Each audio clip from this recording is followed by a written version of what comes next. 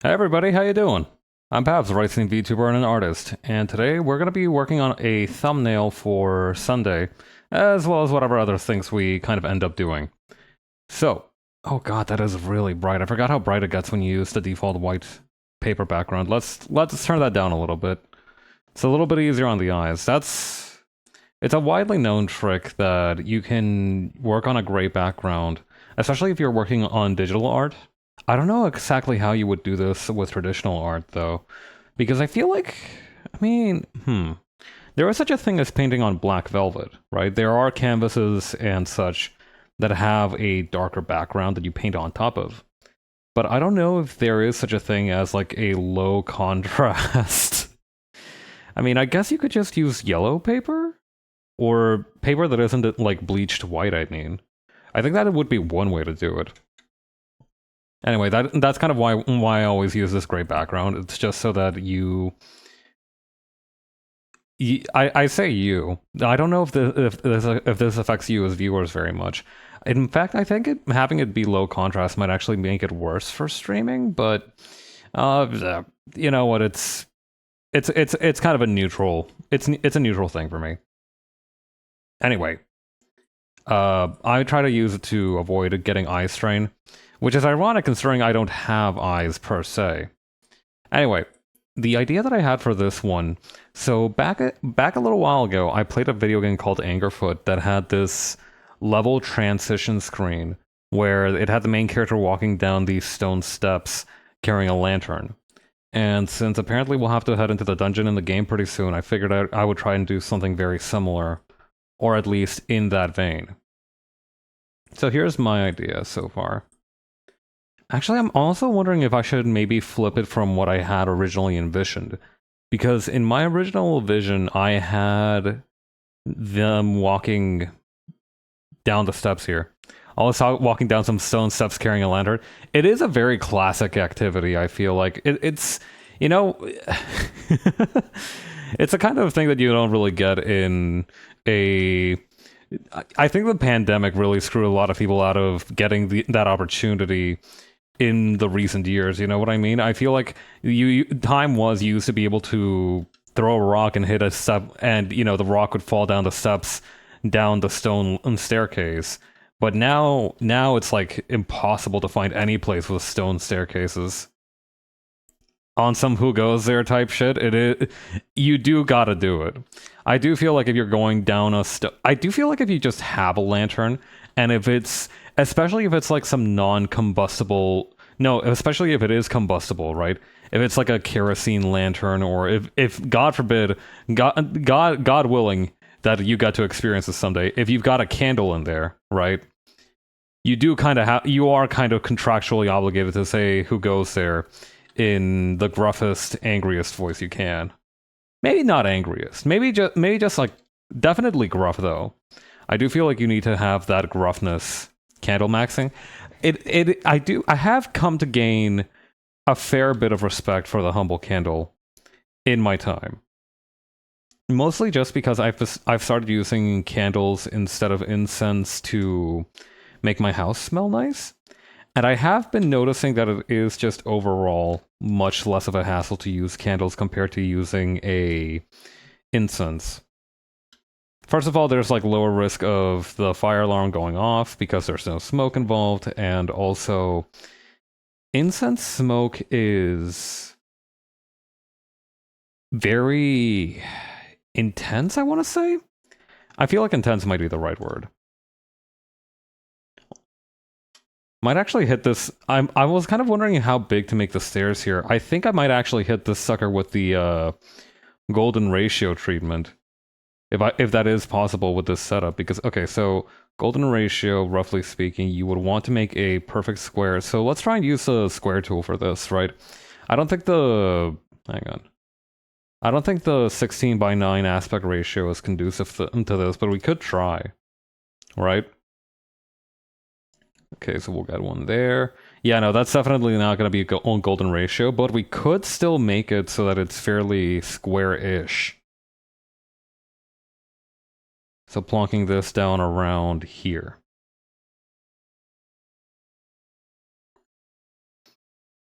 I don't know. I feel like between the candle thing and like maybe having, see, the thing is, right? It's a lot like those hobbies that are like handicrafts or whatever, right? When you start getting really into lantern maxing and candle maxing, I do feel like it's like one of those hobbies that rolls into other hobbies. Like, you know how if you get really into gunpla and miniatures, eventually you get really into painting miniatures, and that just kind of becomes your thing. And then after that, you become really into like making foliage and bases for those figures. Like, it's not enough that you paint them or collect them. You now have to like create a diorama with them. Like, it kind of begins to escalate little by little.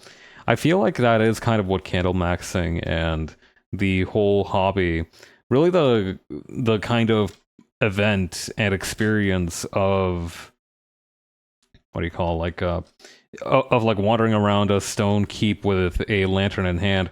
It kind of leads into one thing and after another, right? It's a slippery slope because you know what? One time you spend a weekend, like not even a weekend, a night trip, right? Doing like warden activities with your friends, going around stone keeps, yelling who goes there. It's a great time, but you're kind of hooked on it. You kind of want to you got a taste of it, but now you want the whole load. So now you buy your own candle, you buy your own lantern, right? You buy what was that one brand called that was for kerosene? So hang on. Kerosene lamp. I remember I saw it on the Wikipedia page for this. What was the name of it? Not Dead Flame, not Hot Blast. Where is it?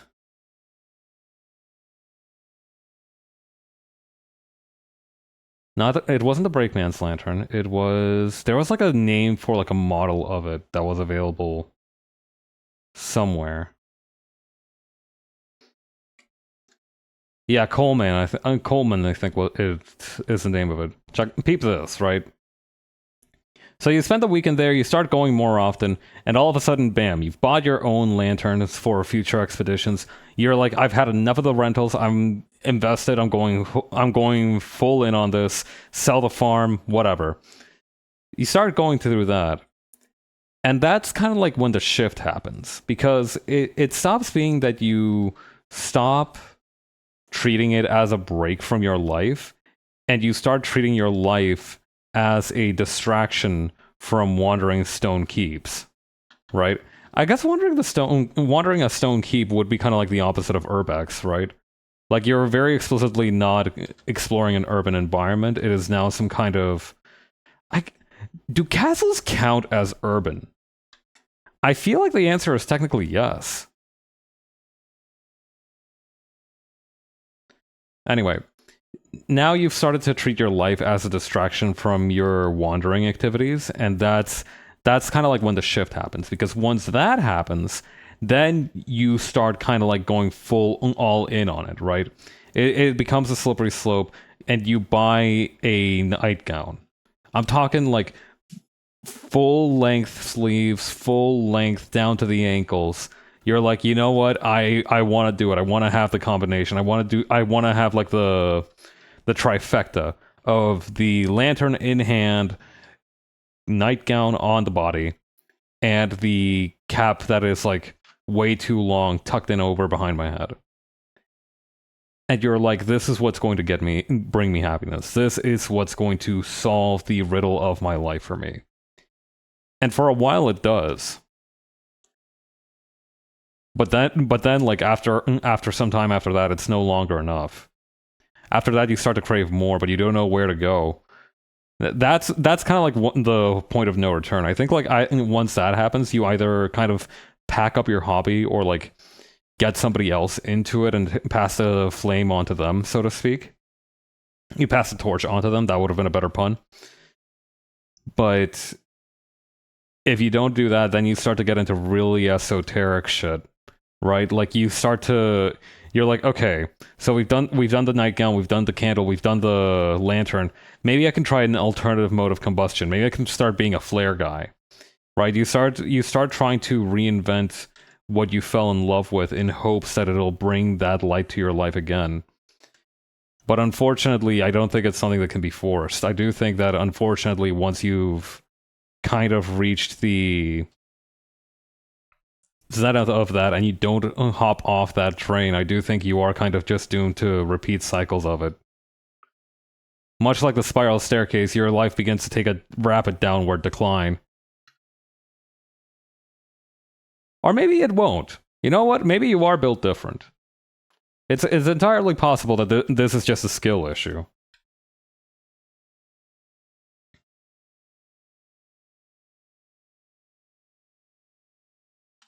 Okay, so we'll have this as the background, and then on the foreground we'll have this guy kinda...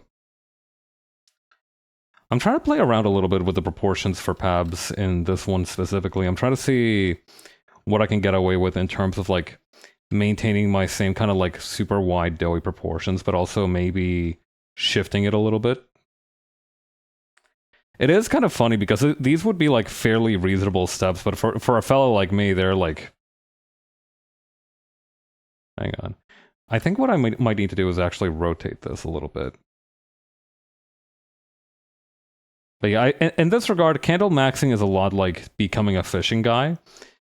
I do feel like fishing is one of those hobbies where like once you start getting into one aspect of it, you start to kind of either you learn to content yourself with what you have, or you start to become like a really esoteric fishing guy. Like it is a 50-50 shot of you either becoming one of those peaceful old men by the riverbank, or you becoming somebody who owns a harpoon. Funnily enough, people who own a harpoon first very rarely go fishing.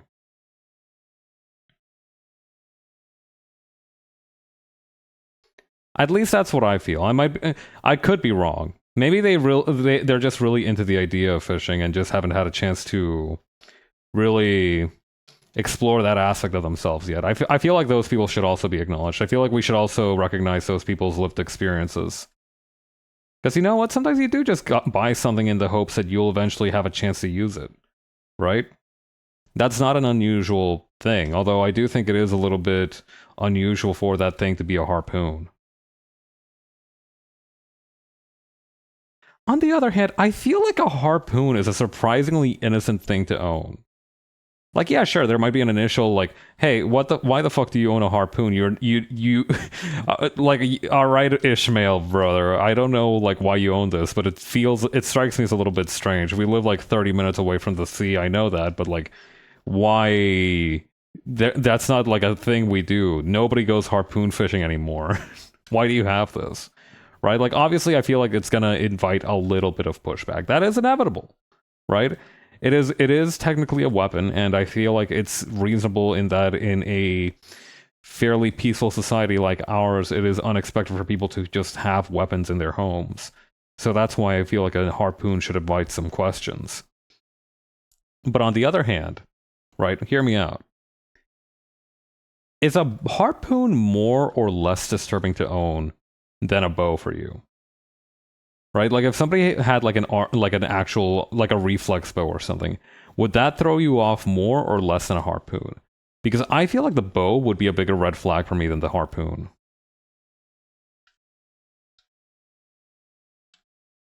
I feel like maybe it's because like the harpoon has like nautical elements to it, so I assume that no violence will take place unless we are near the ocean. Maybe that could be a reason why I feel more comfortable with hanging with a person who owns a harpoon compared to a person who owns a bow. Also, I feel like harpoons are less threatening just because of the fact that one, they're just designed to go underwater, so I feel like their efficacy would somewhat drop on land. Could be wrong though. I've been wrong before. I could be wrong about the harpoon efficacy conundrum. But also they are like single shot weapons, right? Like if somebody has a bow and arrow, they could have a quiver full of arrows and you'd be like, oh shit, I dodged one, but there are like 50 more. Harpoons though, very reliably single shot. I don't know, is there like a multi-shot harpoon? Hang on. Harpoon multiple shots. Somebody should have must have surely by now. Okay, no, that's a shotgun. That's a pistol. Or not a pistol, that's an air pistol. That is somebody's sketch of like some kind of bizarre shotgun flechette thing. I don't think there exists like harpoon guns that have multiple harpoons. I think they're pretty reliably single shot weapons. Which, you know what, I think is probably a good thing. Can you imagine the kind of incidents that would happen if some dipshit on a boat was like, "Yo, guys, don't worry about it. I'm gonna get it. I'm the harpoon guy of the ship. I'm the most reliable shot you'll ever meet." And then like five minutes later, it's like everybody looks like they've gone to Claire's for a shopping spree on personal piercings. Don't do that, by the way. I've heard that. I've never gotten pierced before. I've never had piercings. I'm not really interested in them as a fashion statement. Although I feel like listen, every guy has that delusion for like a thing of clothing that they've never worn before. Like, yeah, I could pull that off. I think for me, piercings are that. I don't know where I'm getting this confidence, but I feel like I could make them work. That being said, first of all, they would have to be like some kind of eyebrow piercing or mouth piercing though, because well, I just don't have a whole lot of the traditional piercing surfaces available to me. You know what I mean? Like obviously I can't go for ear piercings. Technically, I can't go for eyebrow piercings either, since I don't have eyebrows. I just have the little mouth of my sack.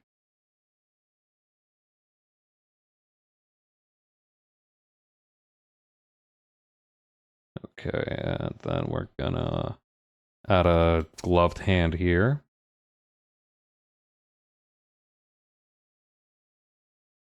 Something about the proportions of this strike me as wrong. I think I need to make the shoulders less wide.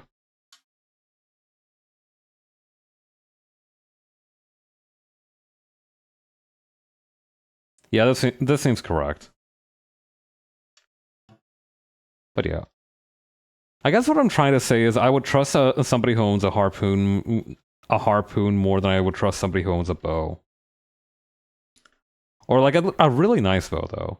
Right? Like I feel like if it's just like a crappy bow that they've handmade, I feel like that's actually more of a green flag than a harpoon.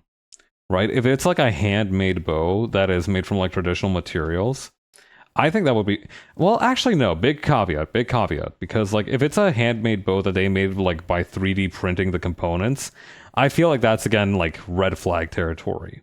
But if it's a bow that they made from like wood and they carved the wood, they like strung the bow using the materials they had available, I think that would actually be quite a green flag.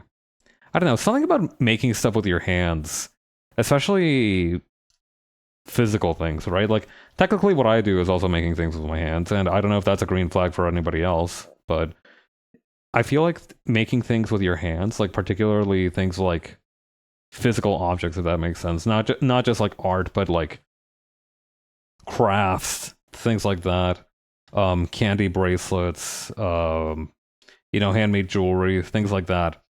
I feel like making stuff by hand like that is a really green flag. So even if they do, like, if somebody has like 50 swords in their house and they bought all of those swords from Amazon, red flag. But if they have 50 swords in their house and they like made at least 20 of those, green flag. Although I guess at that point the red flag isn't so much this person has a weapon in their house, so much as it is this person doesn't know where to put all their fucking swords, right? The path of an artisan is somewhat of a lonely one.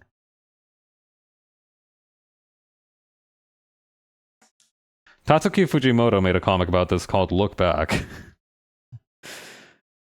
Oh god. Chainsaw Man actually ended for real this week, which is still crazy to me. I feel like the ending to Chainsaw Man multiplied me by 1. Like I don't at the time when I read it, all I could feel was relief that this crazy journey that I started 7 years ago was actually had something of a actually had a conclusion at all. I was fully expecting this shit to drop off somewhere in the middle, but I stuck through it, and so did Tatsuki Fujimoto. God bless him. But yeah, I felt very much like it was a get multiplied by one ending, right? I don't feel like it moved me in the way that I was hoping that it would, but at the same time, I do feel like I'm a different person after reading it. It took some other people that whose opinions I read, digested, and critically deconstructed, and try to like assess whether they made sense to me based on what I read, and to really kind of grasp some of the subtler details and some of the more poignant significance that could be attributed to some elements of the ending. And I do think I like it overall. I think I am satisfied with the ending to Chainsaw Man.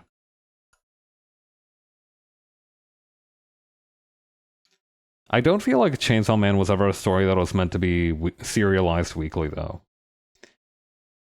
I feel like in a more just universe, Tatsuki Fujimoto could have published it as maybe a graphic novel or something. I feel like that would have been a much better fate for it, but, you know, that rice is already cooked. There's no use wondering about what could have been.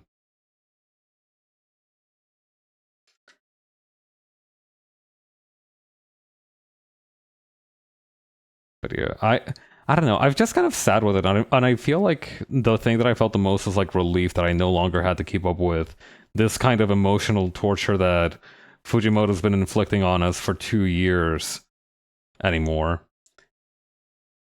Chainsaw Man can no longer hurt anyone.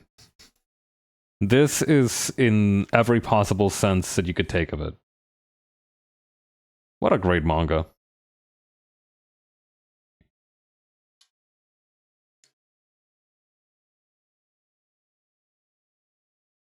Okay, and I think actually there would be a little bit of lift here on the torso just because of the way that hang on. Yes, sir. Okay. I do think there would be a little bit of lift here just because of how I'm picturing the torch being held.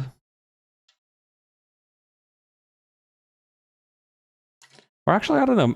I also had an idea that I could just like have a candle that was just like on top of my head like this, and that was like the light source. But I'm thinking better of it now. I also do think that I made the hand way too big.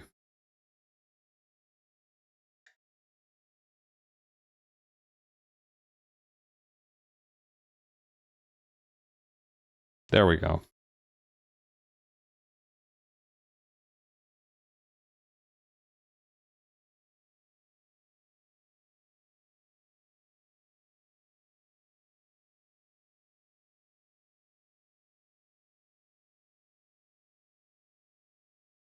But yeah, I funny story actually.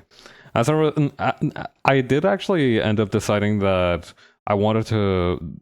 Weirdly enough, finishing Chainsaw Man was what inspired me to try out more manga, and to that end, I've actually gotten myself the Shonen Jump app on my phone, and I got myself the subscription. And during my lunch break today, I was actually rereading the early chapters of One Piece. And it's been kind of awesome. I've been enjoying the reread quite a lot. Especially because now I feel like the translation is, if not more accurate, then at least more reliable. I feel like, or more consistent, rather. It's also kind of interesting to see that. I don't know how to put it. Like, okay, we all know that Luffy's like an idiot, right? We've all said this at some point that my guy Luffy is an idiot. We love Luffy. Listen, we respect Luffy as our captain, but he is kind of a dumbass. But the thing is that I feel like a lot of early One Piece shows that he has like this very thoughtful side that I feel like a lot of people have underplayed over time. Like I feel like I feel like Luffy's trick actually worked on them.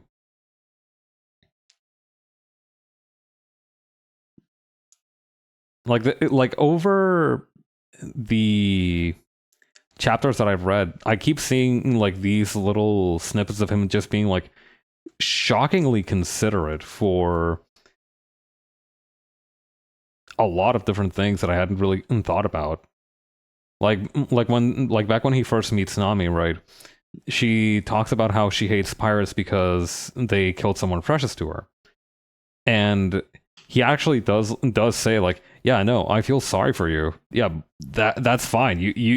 I respect that you don't rock with me like that because of what I've decided to become and like the associations you have with that. And it's like that was very emotionally mature, Luffy. Big props. It's also really funny because like I read One Piece back when I was like 9, 12 years old, right? And now I'm 26 years old, rereading it for the first time in decades. And it's again really funny because like, okay, Luffy is 16 is 17 at the start of the story. Nami is 18 and Zoro is 19, I believe. I think those were the canon ages that were given. And it's just really funny to think about. I don't know how to put it. Like the idea of like a 19-year-old being like, especially for Zoro, I don't know why. Being 19 is such a funny age for him to do all the bullshit he's done. Like, yeah, this imagine if like you heard about like some Terminator type dude who went on like a pirate killing spree for 2.5 years, right? And or at least I think that's how long he's been hunting pirates by the start of the story. I'm not sure. Yeah, he got nothing better. That is the thing. They don't got internet in One Piece era, so it makes sense that everybody turns to piracy in some way or another. But yeah, 19 years young and having a reputation as a bloodthirsty demon for hunting down pirates is crazy work.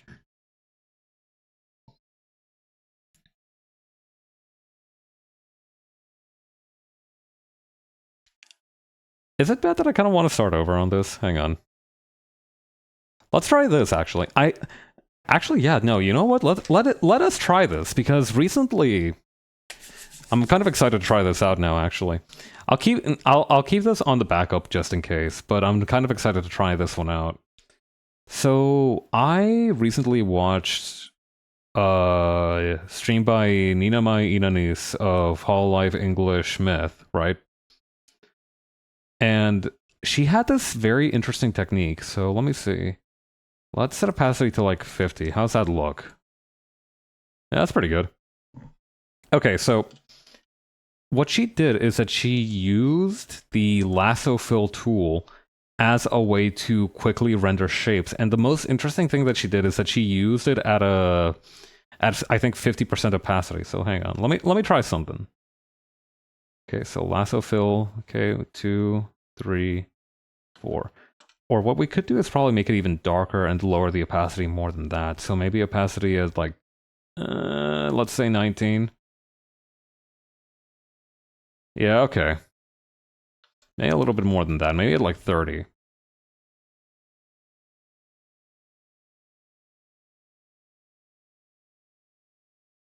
Yeah, okay, that'll do. Okay.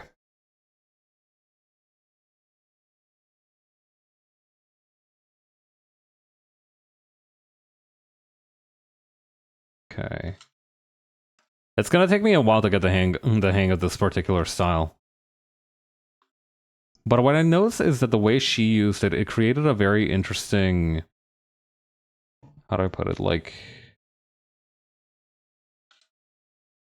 depth to the sketch that I don't think I've seen before using other sketching styles.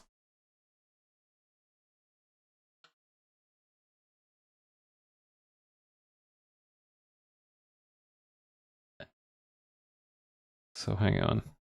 Let's make the basic shape of the body first.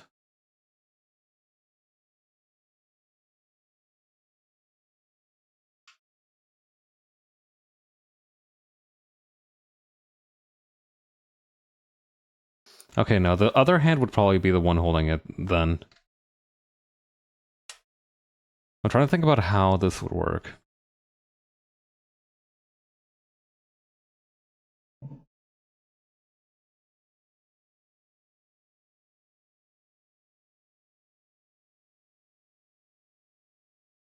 Okay.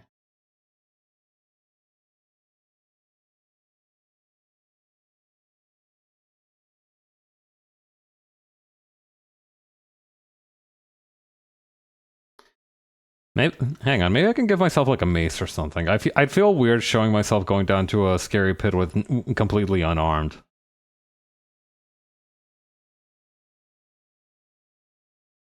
Now, you know what? We go in barehanded. I have more honor than this.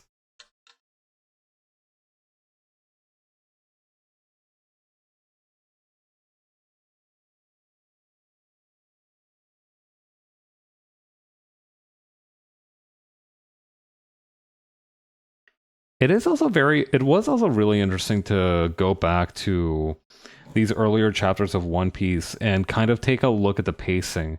And it is really fascinating. For some reason, maybe it is because of the fact that I haven't revisited it in so long, but I was expecting the East Blue arc to go way faster than it's actually been going. Right? So, for example, I was like, okay, we are at chapter 5, and where are we at? We are still in like the first town where we meet Zoro. Cool, chill. But and I'm at like chapter 40 now, and we are only now, I think, getting out of Syrup Village. And I was like, I expected us to be out of here by like 5 chapters ago. I forgot how long the fight at Syrup Village actually lasted.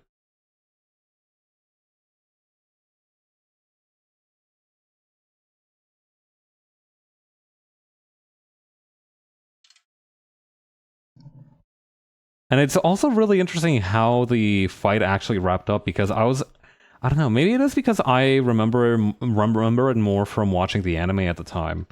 I expected the climax of it to be more impactful, but it really was Luffy just straight up headbutting Kuro, which is really funny. Like up until this point, this guy has been such a huge fucking problem. He's been putting belt to ass left and right for the past 10 or so chapters and showing that he's like an excellent strategist.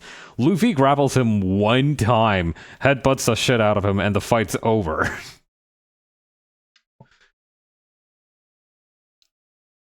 I don't know. I don't know what I was expecting. I forgot that shit just kind of moved like that sometimes in the early days. It was because the I don't know how to put it. Like, maybe there was still more. We talk a lot about how there's wrestling DNA in pretty much every shonen, right? I do wonder if that's just how. If maybe that's more of a reason why. I don't know what to do with this guy's legs.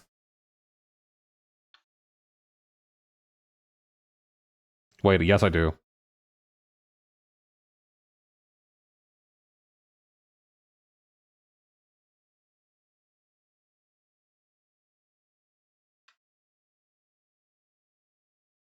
Okay, there we go.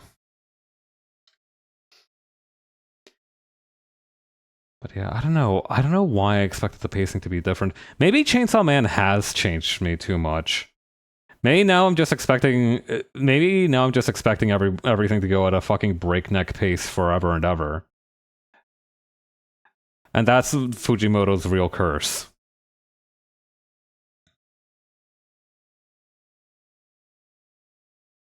Okay, so we're gonna just go ahead and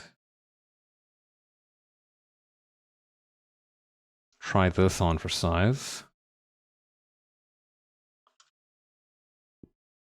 There we go.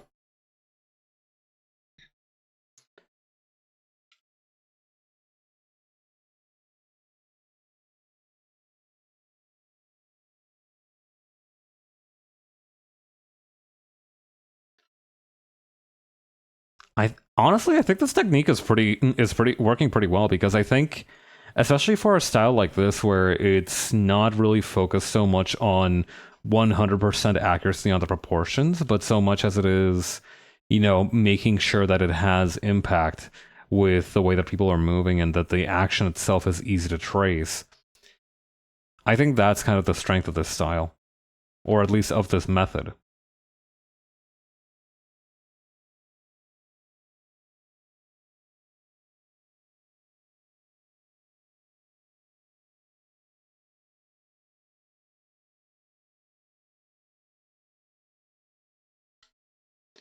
Okay, so we'd probably also add a shadow around here.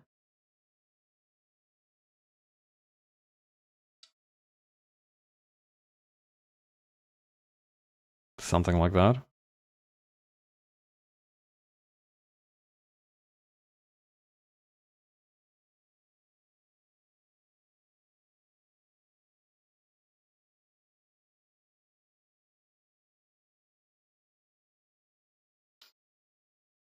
Okay, and that what we're also going to do here is actually go back to the original layer, and we're going to emphasize where those shadows would hit.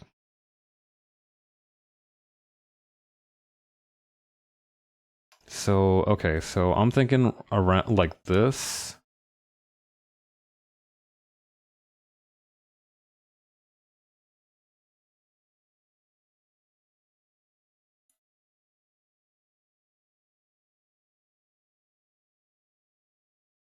Yep, that's looking good.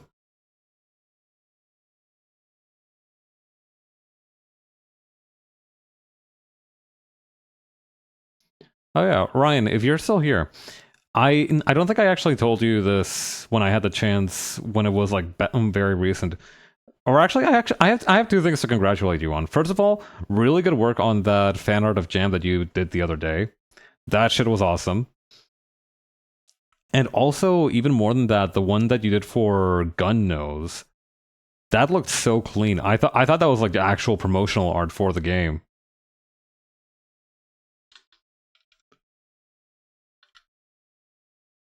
Okay.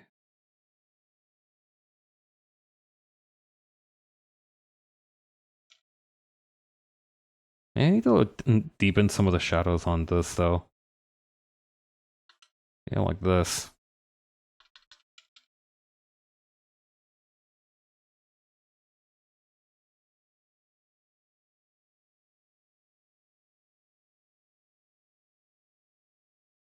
Yeah, okay, this seems to be working.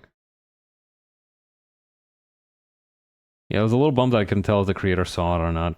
Aww. Still, you should be proud of what you made. That and it looked really good. The colors especially, I felt like it was really popping off the screen.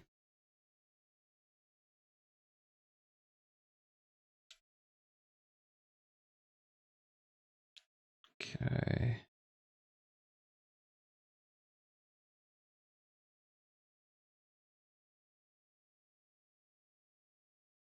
Okay.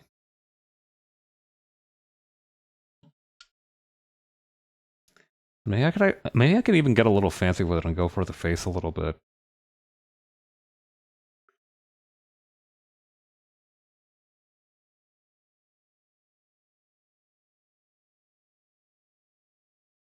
Yeah.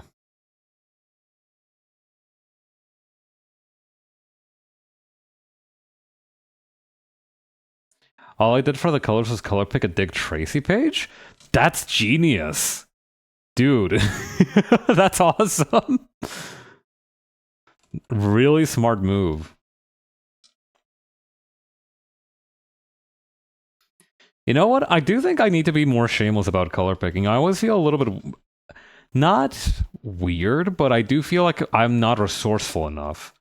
Like I have no shame, right? I will steal somebody's colors straight up if I feel like it's the best way to do it. But I feel like that's really a resourceful way of doing it.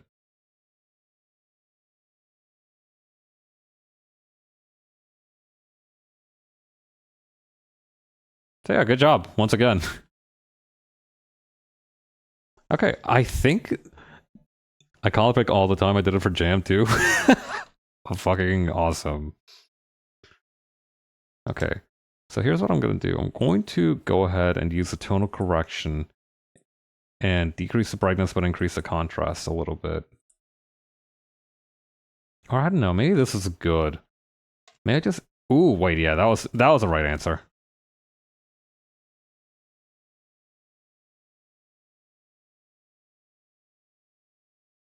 Yeah, okay. I'm honestly really liking how this style is working for me, honestly.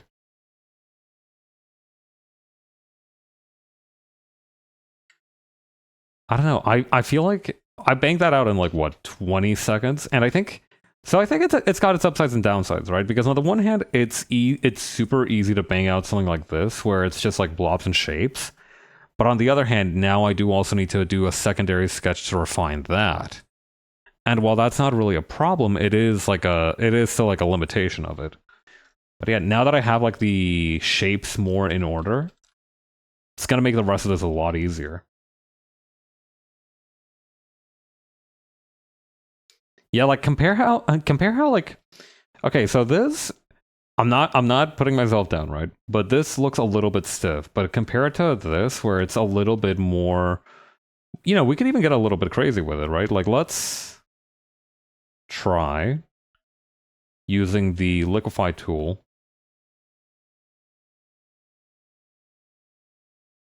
right? And just pushing a couple of these into place that way.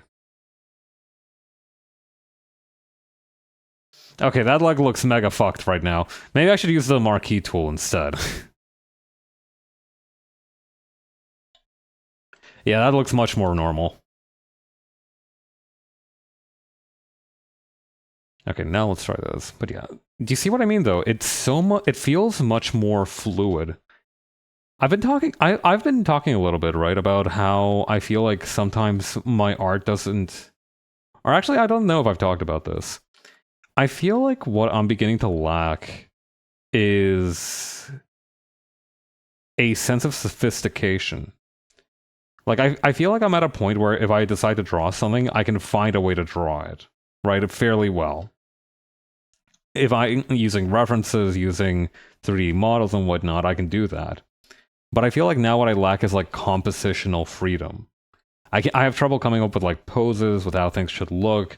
I struggle to think of like ideas for backgrounds or, you know, backgrounds besides like creating an environment for the character to be in. And I feel like that's also a skill. Like, hang on, let me show you a drawing that my buddy Preston showed me the other day that I wanna that kind of like showed me an idea for what you could do with this, right? So hang on.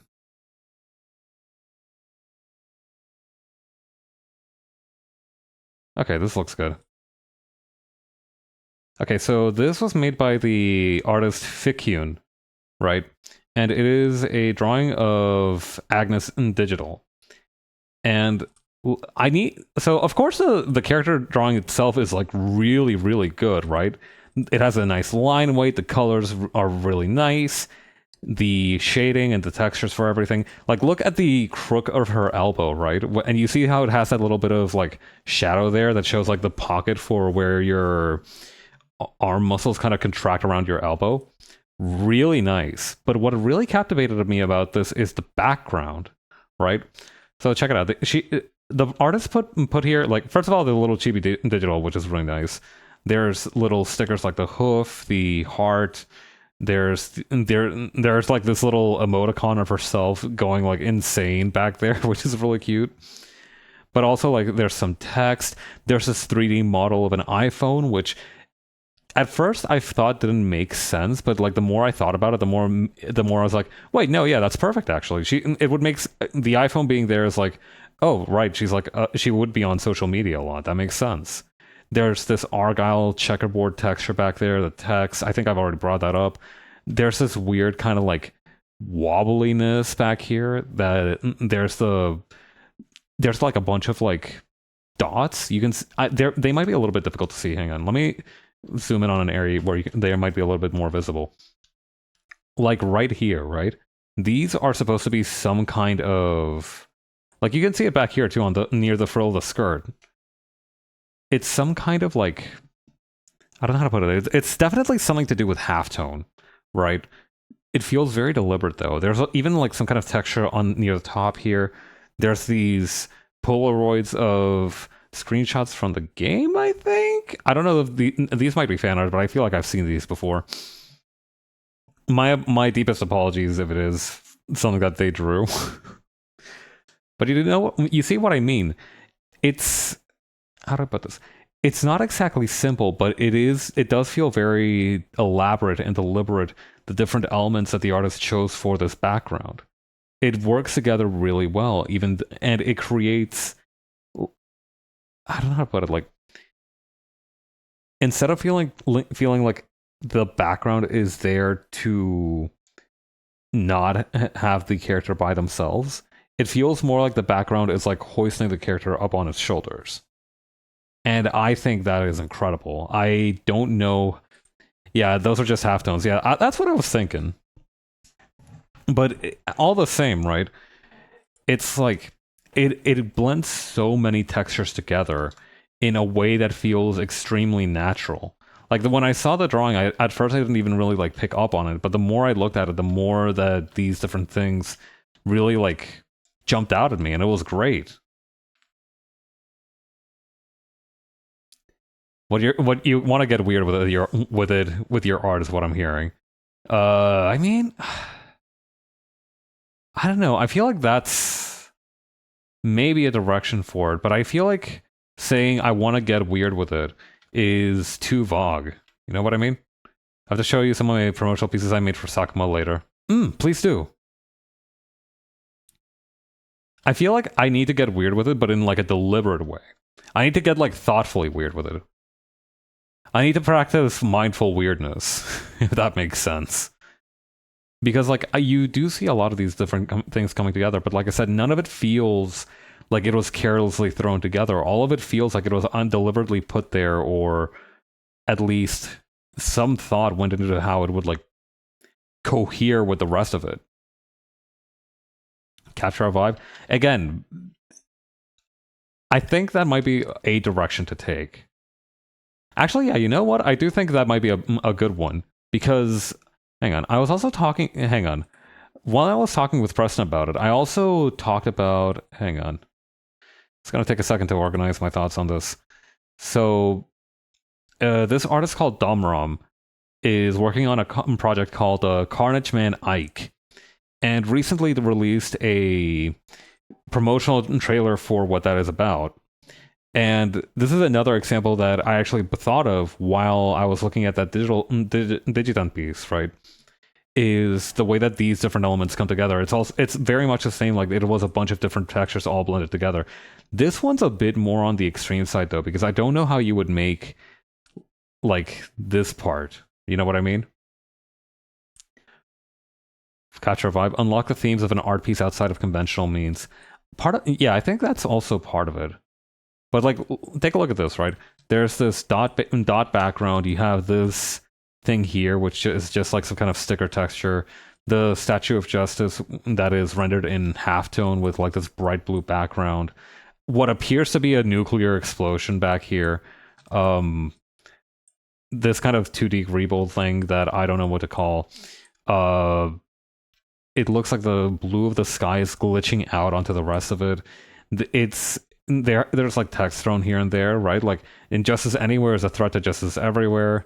This one kind of cracked me up. Compromise is death. I know you have a date with justice later. This must be because only a blind woman would fall for a man like you. That shit was crazy to read. I do feel like this one's much more of a collage. Like if we compare the two of these, hang on. Right. I don't know how to put it. Like I feel like maybe because this one blends into like a singular color, like this is all kind of yellow and this kind of mint, I want to say, color. I do think it creates much lower contrast, but for this one, it's the contrast is everywhere. But yeah, like I've also been thinking about like maybe how to blend text in there.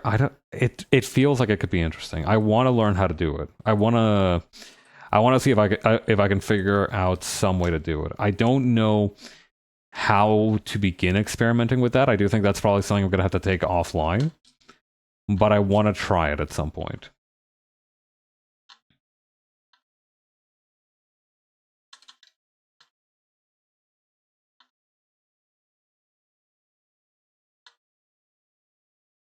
But yeah, there's lots of things to think about. That's why there's never been a more thrilling time to be an artist. Okay, that's not true. maybe like 15 years ago was never a more thrilling time to be an artist. Currently, being an artist is it has its ups and downs. I'm gonna be in full disclosure. Being an artist has its ups and downs right now, but we do also live in an age where we can find all of these things and study them, dissect them, think about them, consider how to approach them, try that out at a minimal expense. I think it depends on the subject of the piece, because not everything needs to look like those. That's also true.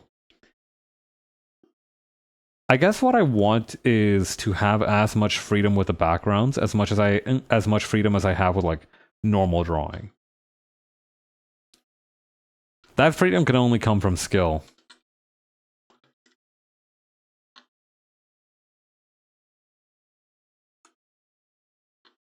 Okay, then over here.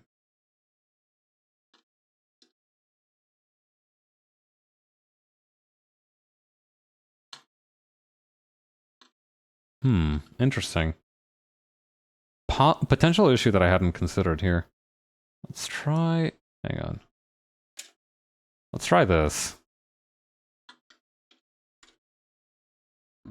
But yeah, that is the other thing to think about, is that this is going to depend quite a bit on who you're drawing.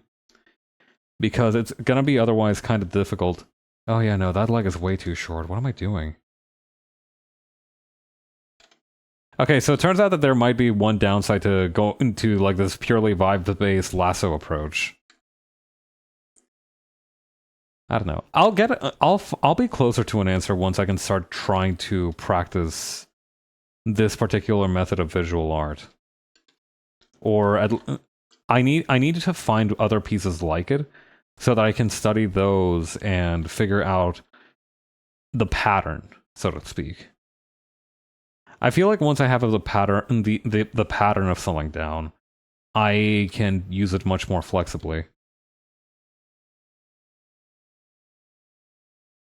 I guess that's true for all kinds of things. It's always easier to work with a model.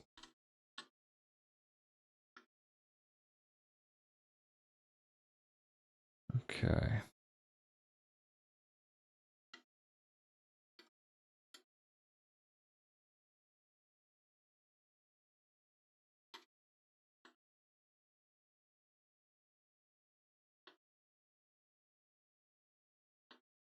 There we go.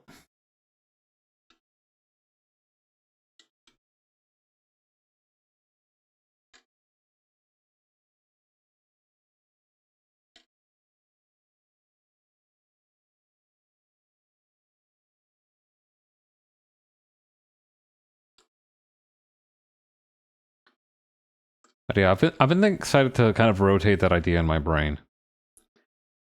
And like I said, I feel like part of it is also going to be going to involve really not giving a fuck about some of where you get your pictures and stuff like that. Because I feel like I have like this kind of weird thing where I feel like I'm going to get in trouble if I don't use something that's open source for the backgrounds and everything. But at the same time, like, who cares? Right? Like, I feel like, for example, the Statue of Justice back here, right? I feel like I would have to like find that through a Google search, but I would feel compelled to like maybe look it up on Wikisource or maybe something else that requires zero attribution, even though there's technically like you should. It's like crossing when the light isn't on, right? The propriety implies and prescribes you from doing it, but at the same time, it's not really hurting anybody if you do.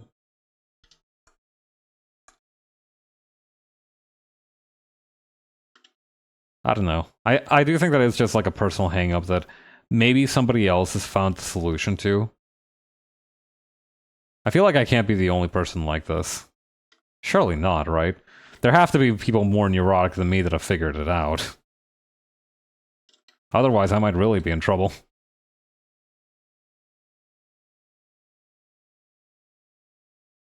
Okay, no, but see, the issue now is that it looks unbalanced. I need to move the torso upwards a little bit.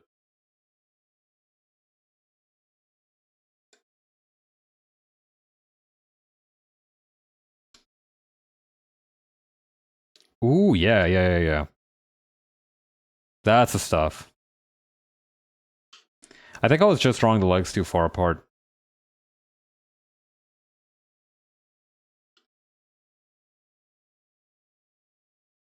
Many such cases.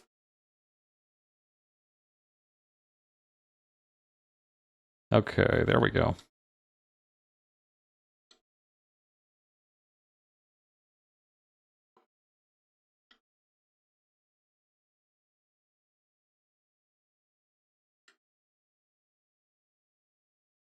Hmm. But yeah. That's the other thing. I've talked before about how I've flirted with the idea of giving different characters like jackets and clothing with slogans that tell you a little bit about their mindset and convictions on them, like in Guilty Gear. But I'm starting to, seeing the text on those other ones, it makes me wonder if maybe a better approach would be to have that somewhere in the background of a reference picture or something like that. Because that's not to say that I shouldn't include it in their clothing or design if it feels appropriate or if it looks good. But I do also think there is a time and place for every trick, and if you use the same trick too many times, then you start to run into issues.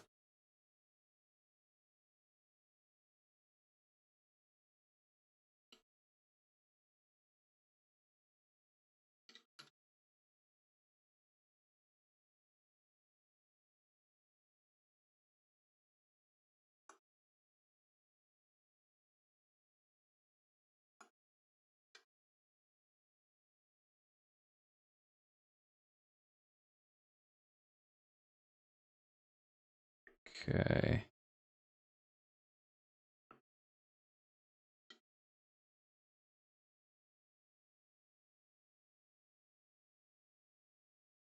Okay, that fist is way too big, right? Like, I'm just like really grasping that thing with a big old meaty hand. Let me lower that a little bit.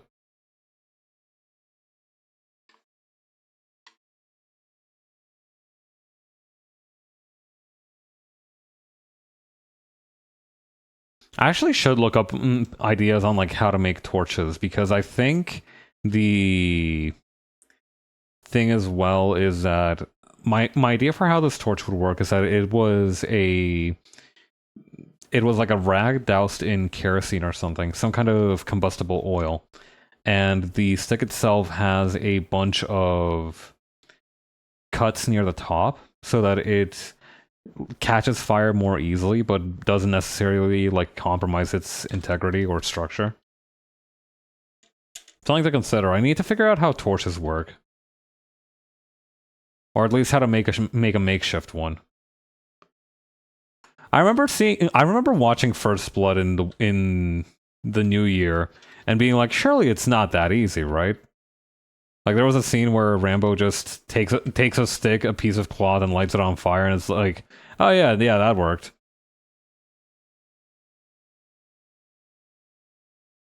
Then again, First Blood did also show a guy falling off a cliff and surviving with like a broken arm. So, you know what? Maybe it's not the most realistic piece of fiction. Maybe I should reassess whether my sense of realism should be dictated based on what I saw in First Blood.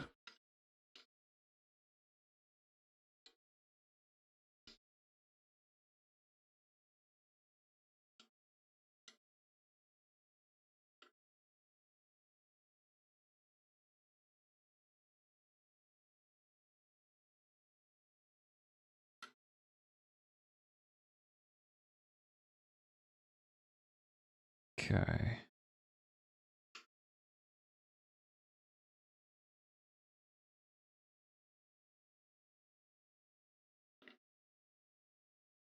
That's the thing as well. I need to figure out. I think maybe drawing the opening to the helmet is going to be easier than figuring out where the lines fall first. It is nice that the helmet is supposed to look like a smiling open mouth, because I think that creates a lot of cheerfulness.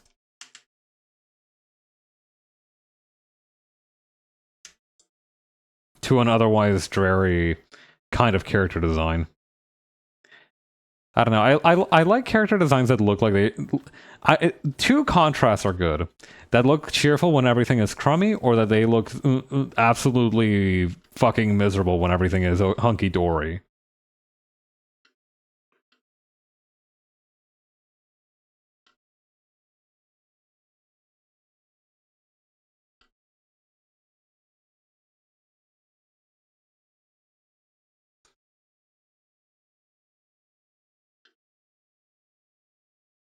Okay. Then over here, go like this.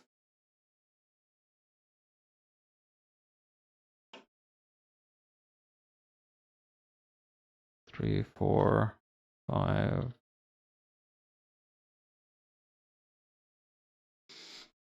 There we go.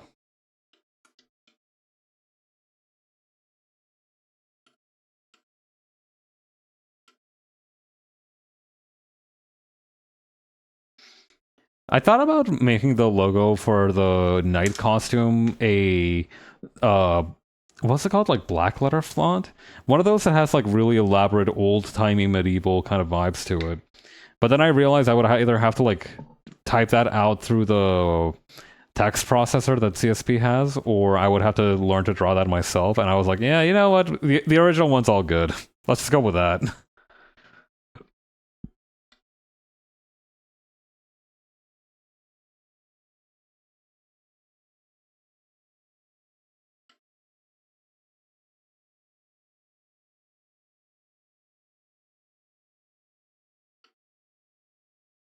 You know who I think the Goblin actually reminds me of in this game? He reminds me a little bit of Kaiji. Actually, I wonder if that's on the Shonen, if that's on the Shonen app, Shonen Jump app. I mean,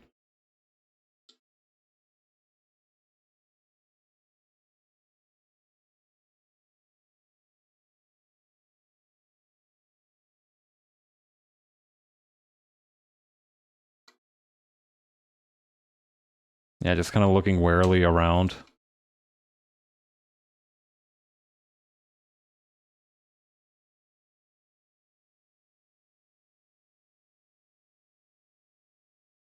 Okay, there we go.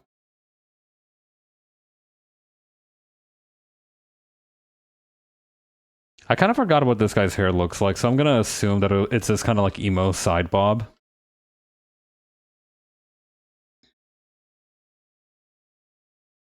There we go.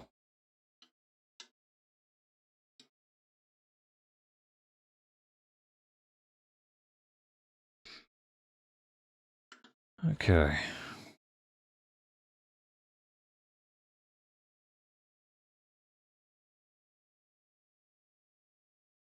Wait, no, I forgot how the collar on him works. I think it's much deeper comparatively to the other ones that I've drawn so far.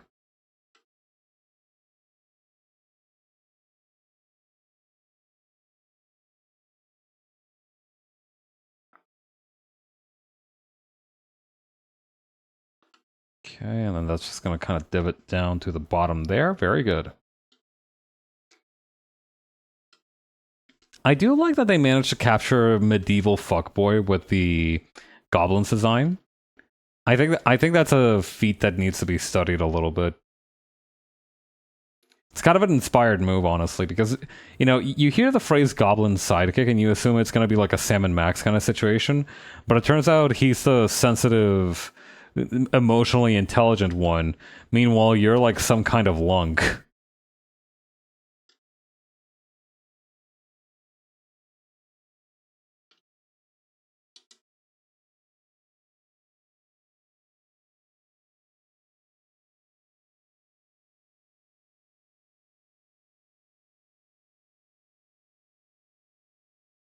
Okay, there we go.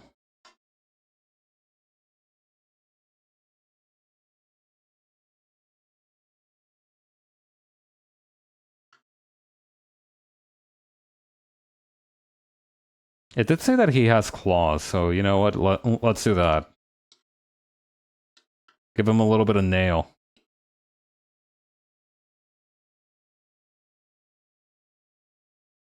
Having like actual claws must feel so cool because I feel like I've always had like this fear of my nails being damaged.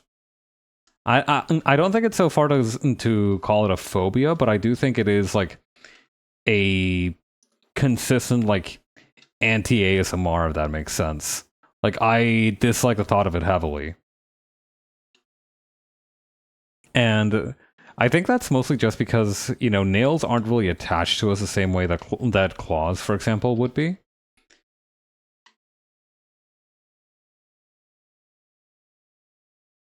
I feel like I would be too irresponsible with claws if I had them.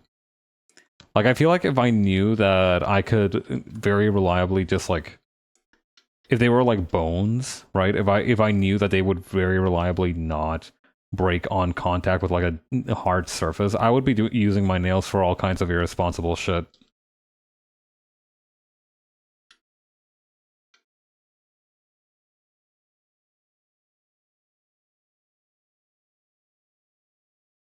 Or claws, I guess, in this case. I don't know. I still think that I don't know. I still think that even though I really like the idea, okay, so let's say that we all had to get an animal component, right? Like if we all had to get like an animal body part, right? You could like it's maybe like a lotto, or maybe you can actually ask for one, or you have like a drop down menu of ones that you have to get, but you do have to get one, right? I feel like in that scenario, I would probably either be an ear guy or a tail guy. I've never really seen myself as a claw or as a claw guy. And I think I was at one point a wing guy. I did think that if I got the chance, I would like enjoy having wings. But the more I've considered it, the more I've realized that I don't think I'm built for the wing lifestyle. I think I'm a wing larper. I'm not a real wing head.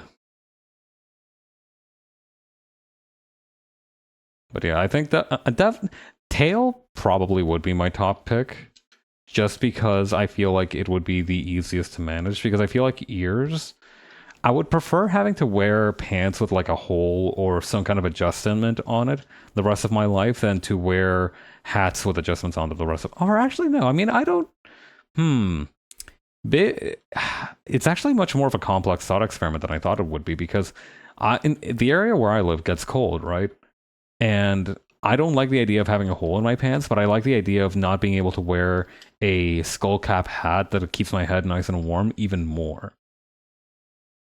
Like I've worn some fairly breezy pants in these temperatures and it wasn't good, but I feel like my legs do have more chill resistance compared to my head for some reason.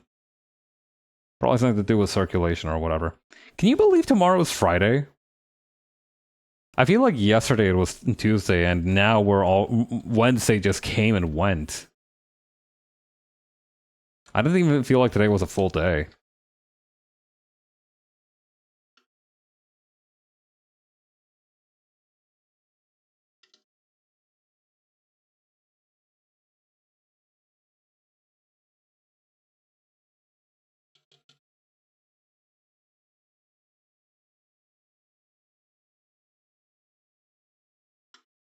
Ooh, wait, maybe instead of having the hand down, I can have it. I can have the hand like this.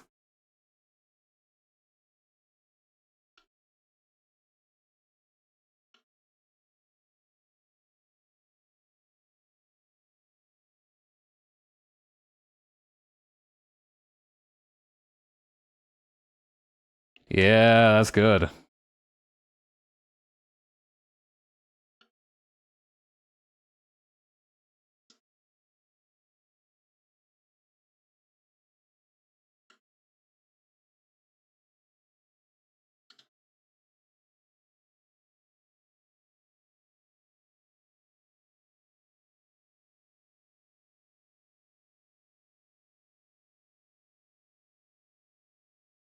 Okay, and there we go.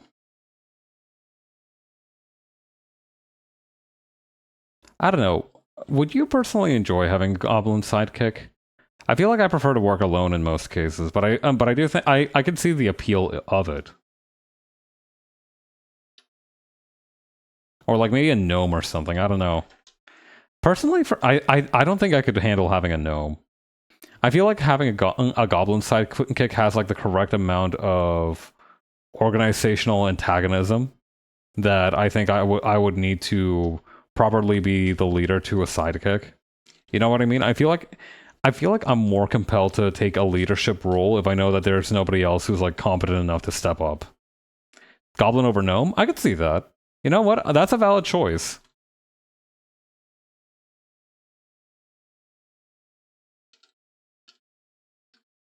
Okay. Here's what let's do. I'm going to double check the references that I have for this game. So like, hang on, where is... Okay. And just kind of figure out if I've got the proportions on this guy right, because I feel like I don't. I feel like I've kind of goofed the proportions for the Goblin's midsection. Fairy Companion Loki top tier, though. Truth Nuke. That is 100% correct. Big brain moment, 100 IQ points. Plus 100 IQ points to Ryan. That is... I feel like... You know what? I feel like it's almost like a Venn diagram, right? Of the different appeals, right? Because I feel like... Hang on.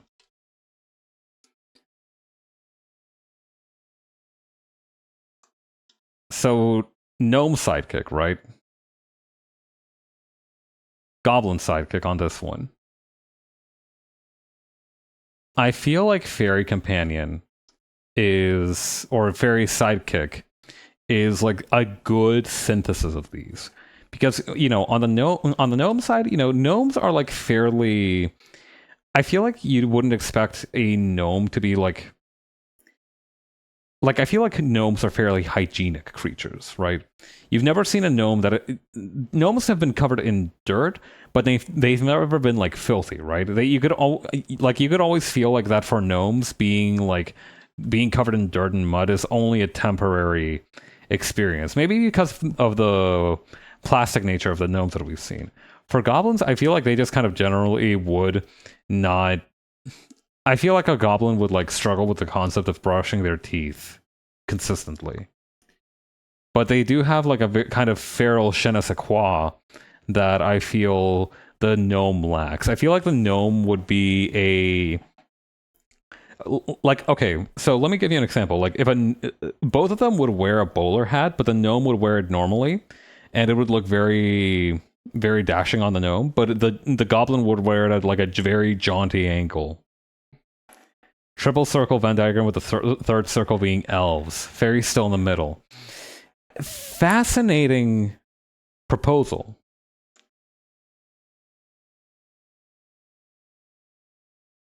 Surprisingly, okay, so hang on.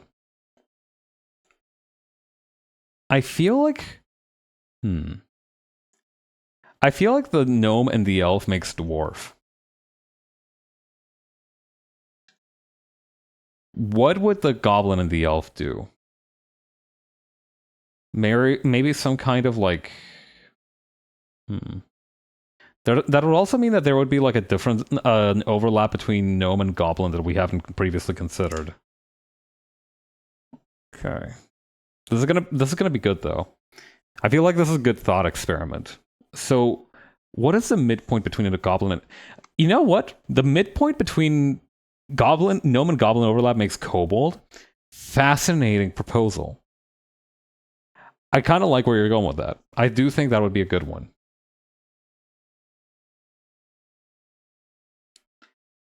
No, you know what goblin and elf make? Goblin and elf make a human. I feel like the midpoint between a goblin and an elf is like, that's just a straight up person. Tiefling, maybe. So maybe, you know what? Maybe human tiefling. I think it depends on like which side you're going for more. I feel like if you're going for more of the fantastical, it's probably elf. If you're going for more of like the kind of more id-driven impulses, it would probably lean more towards human. Okay. Fascinating little tableau that we've made in the marketplace of ideas here. Okay. Right. I was thinking about how to proportion this goblin a little bit better. So here's what I'm thinking. We're gonna airlift the whole top half of this guy. We're going to deselect this side here, which belongs to a wall. We're gonna shrink that down just a tiny bit.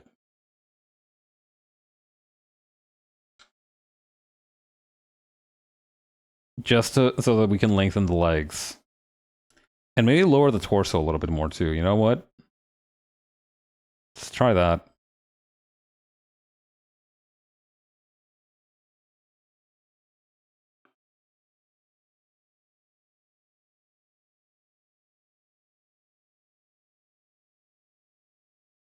Okay, looking good. Actually, maybe we lower this thing a little bit too. I'm gonna have to take a look at like the Goblin's reference a little bit later to make sure that I'm not completely off. But this seems much more correct than it was previously. I feel like this just creates the impression of like a short humanoid person instead of like a weirdly proportioned squat fairy thing.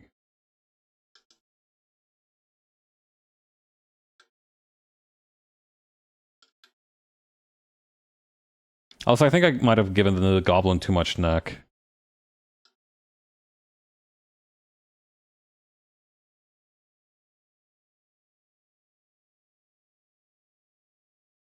Okay.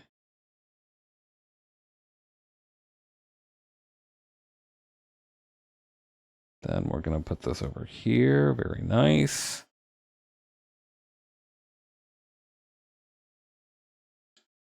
Cool.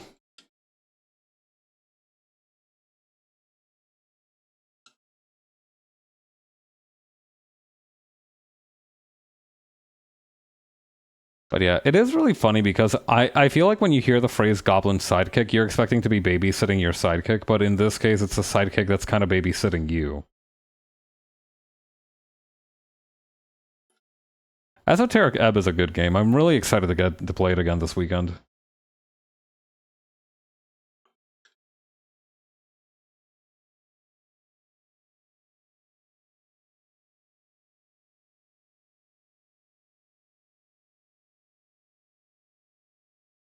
Okay, there we go.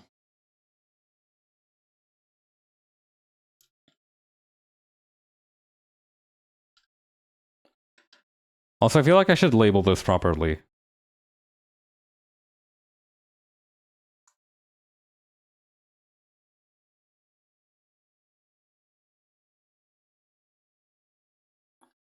Okay.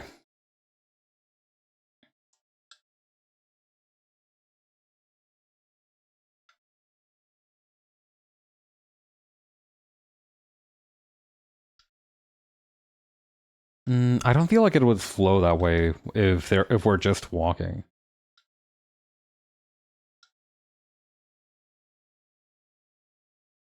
There we go.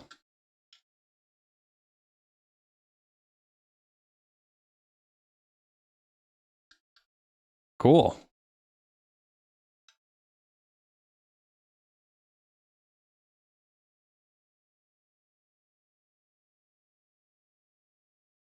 Okay. I do also think that that does unfortunately mean I would have to make myself a little bit smaller. Hang on. Maybe make this foot a little bit bigger. That's good. But then I'll just make myself just a tiny bit smaller.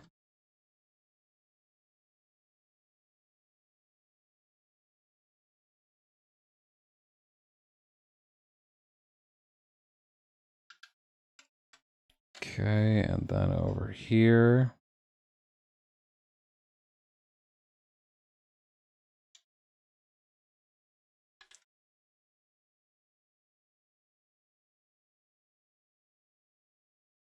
No. Feel like that's over seasoning it a little bit.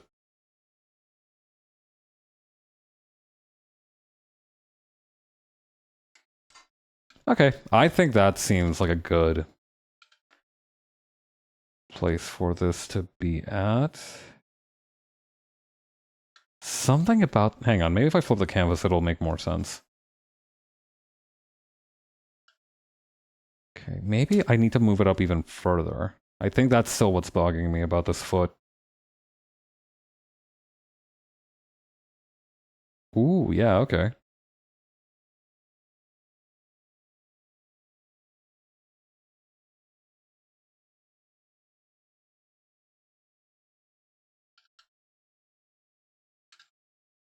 And maybe then shrinking this down but putting it closer in?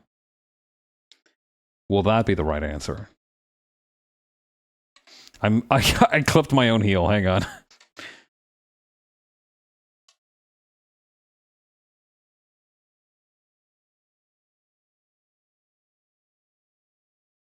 Wait.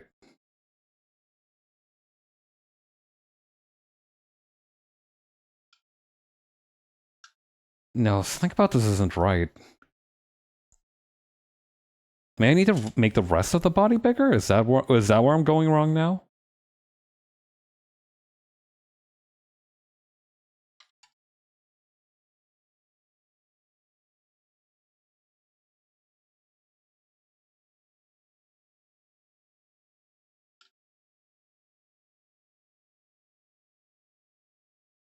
No, I think it's like... I think I know what it is. Hang on. Let's try this. I think what's bothering me here is the position of the knee and how the chest piece cloth thing is kind of angled here. Hang on. Here's what I think we need to do. Gonna shrink this down a little bit. So wait.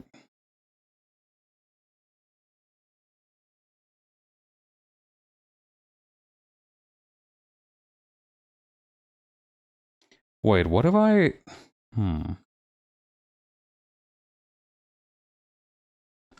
Let me try something real quick and see if that works. And if it doesn't, we'll take a step back and try and figure out if we can make it work some other way.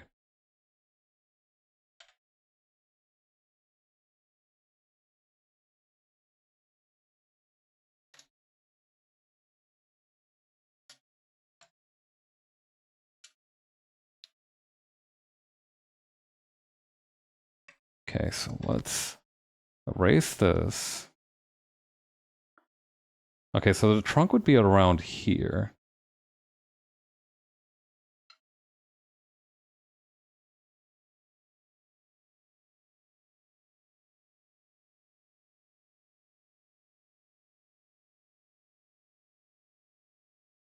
Okay, yes, sir.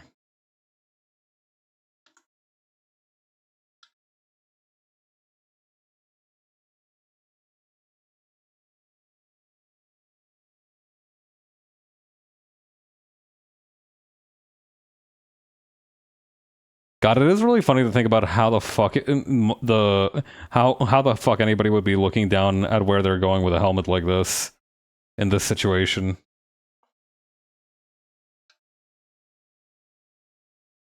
Thank God that's not me. Wait. Ah, whatever. I'll figure it out or I won't.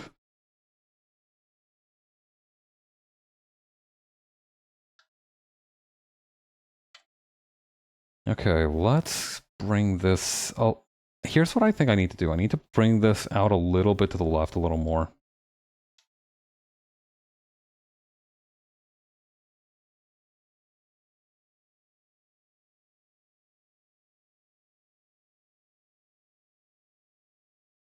Okay, does that work? I think it does.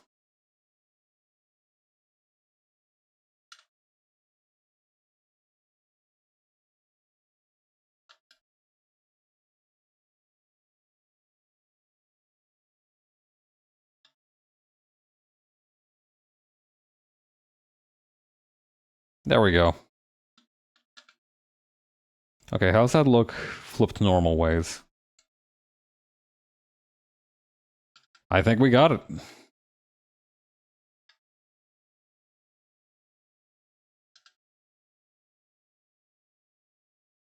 Okay, and then maybe just using the liquefy tool to maybe adjust the angle on the bars here on the helmet. That's not the angle adjustment one. There we go. More like that.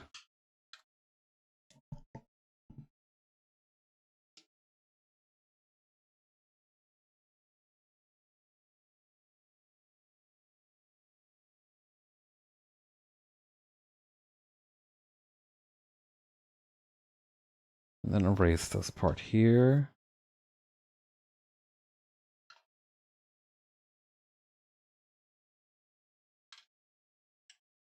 Perfect.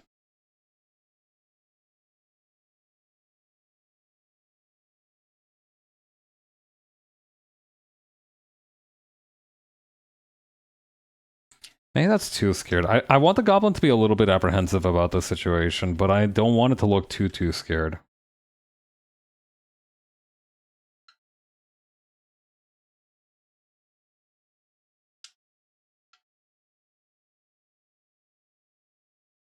Yeah, that's much better.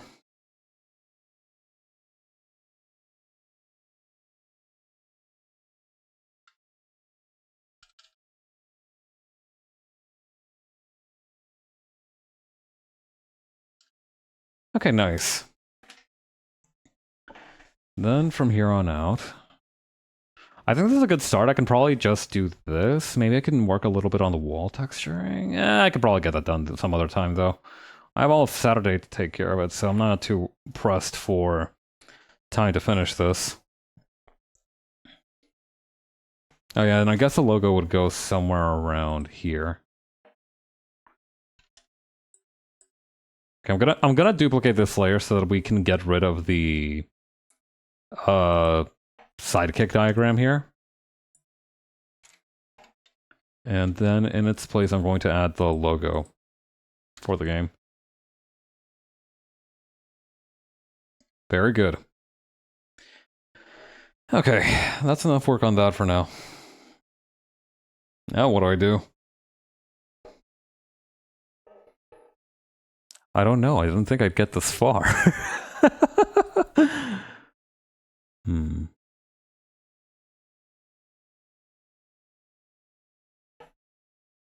Well, we should probably at least close out this tab. And also close out these two. I don't know how to put it. It feels yucky having someone else's art in my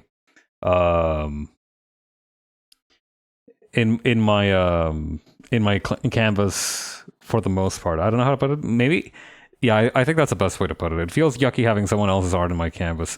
Like, it feels like I'm going to do something wrong with it.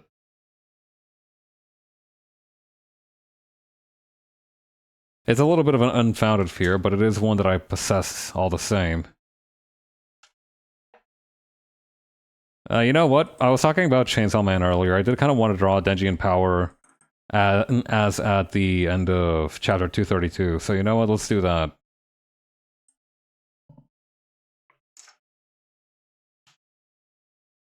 Can you believe I've been hanging on to this shit for 232 chapters?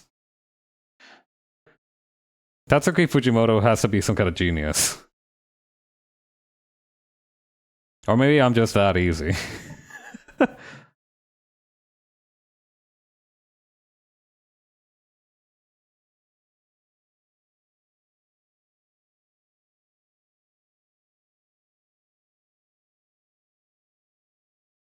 Okay.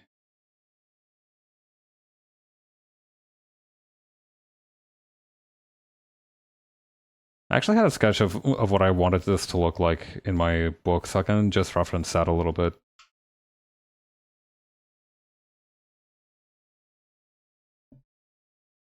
I think, yeah, Power's new jacket has like a hoodie element to it.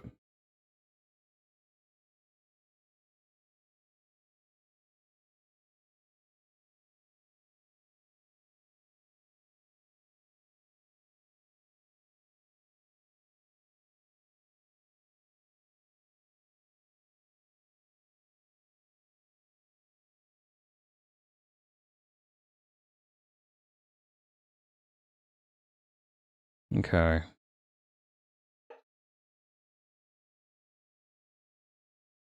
Also, I do think I'm probably going to draw these two from the waist up, just because I do think it is hilarious how much they caked up power for whatever reason for the final chapter. it's it's kind of comical. Like, even while reading the chapter, I'm like, she did not have all that back in the day. Come on now, stop lying to me.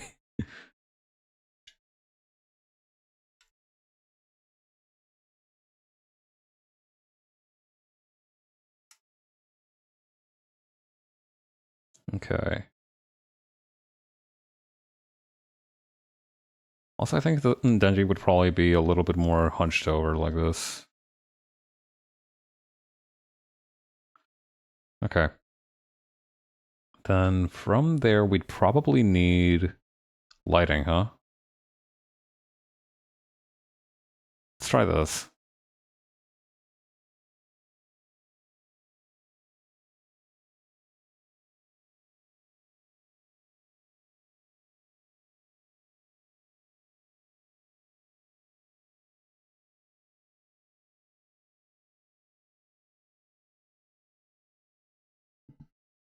Okay.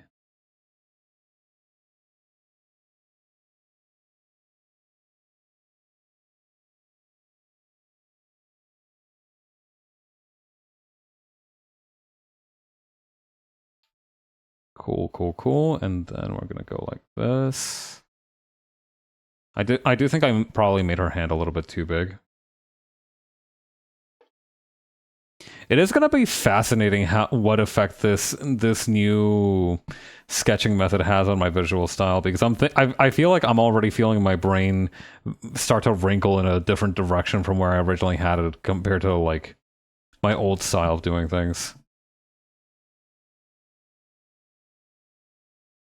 I love it when that happens. It's like when I found out that you can blur your sketch layers, right?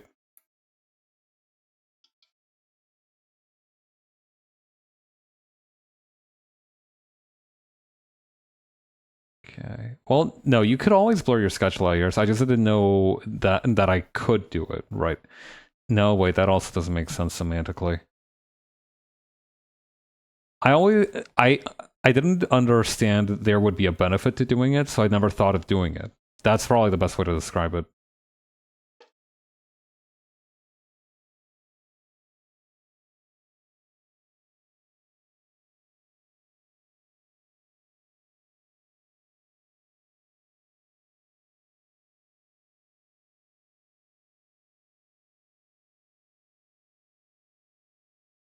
Yeah, probably like this.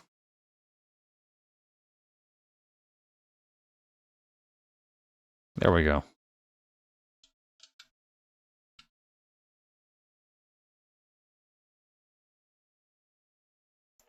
Wait, what if I combine the two? What if I blur this?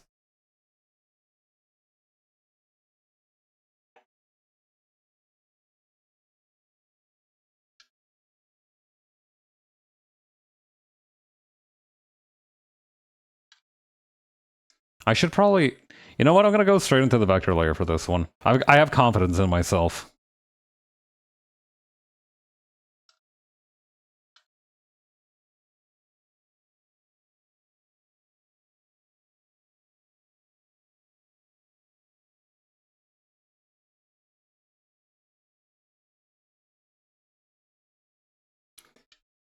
Um...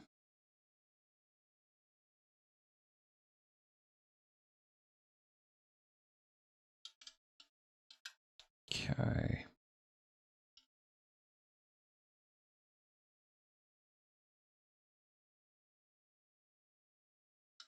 No, that wouldn't be quite how it works. The shape is correct, but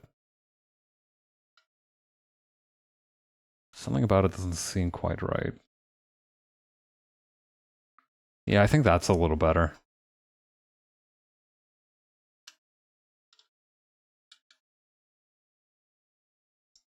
Wait, hang on, I need to take out a couple other looks of power, like how her twin tails hang down on her head. Okay, no, they would just kind of go all the way down over her back. Okay, good to know.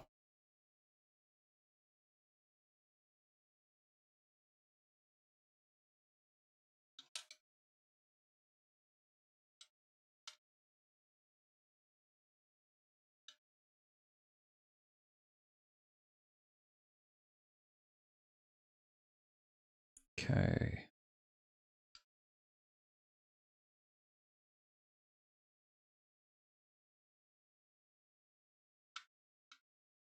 That's gonna kind of go down like this.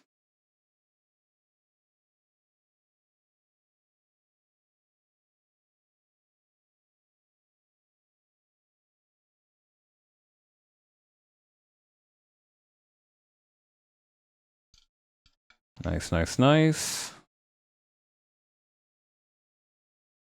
And then we're gonna kind of have this go down like this.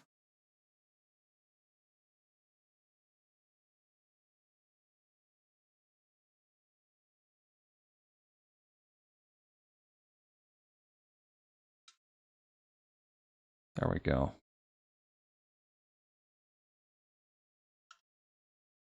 Wait, she also has that weird hair whorl in the front of her head now. Well, I guess that would be kind of what this is, isn't it?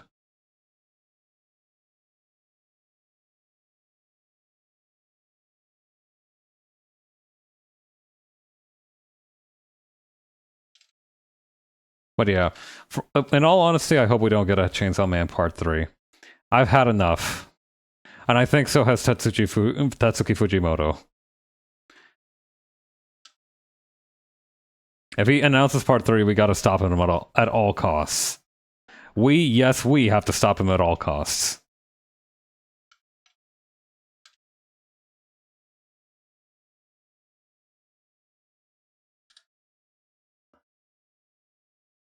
Okay, then over here.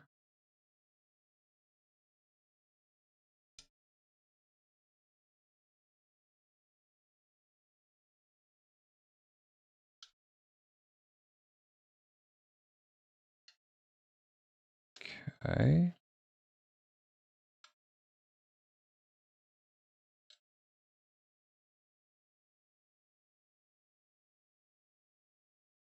Wait, so... Okay, I think I figured out more or less how the hair should work.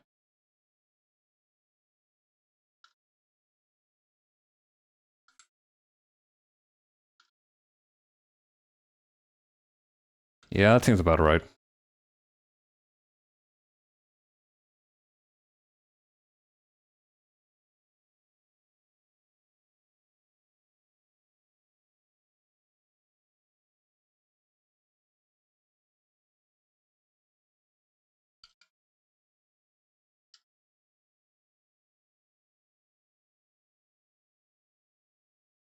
Okay.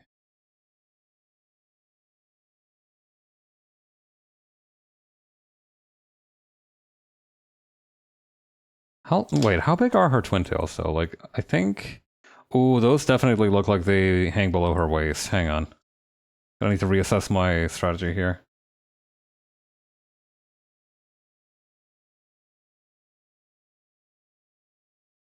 Yeah, so maybe around here.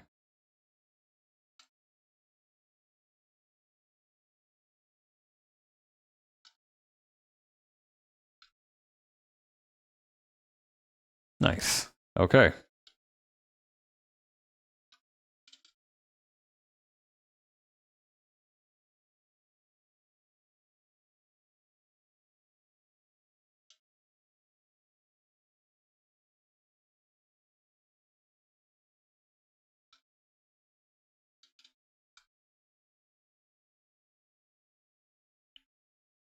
Okay.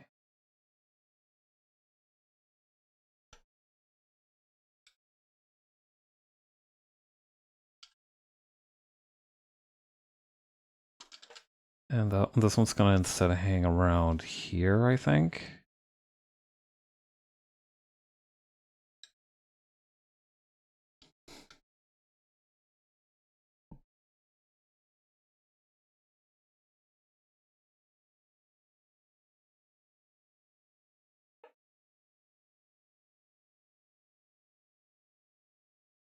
Okay, and that's just gonna kind of come around here. I think another part that I'm beginning to appreciate about this particular method is the fact that now it almost kind of gives you like X-ray vision, if that makes sense. Like I feel like now, so obviously this chunk here is supposed to be the little that thing that clasps around your wrist in jackets, right? But I feel like now I know where it's coming from because I know its general shape. It's fascinating.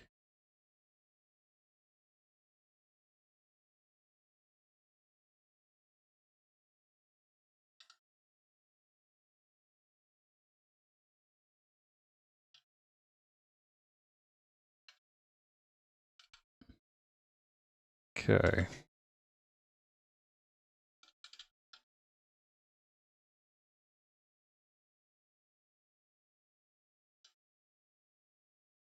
Then we're going to have this kind of coming up and around here.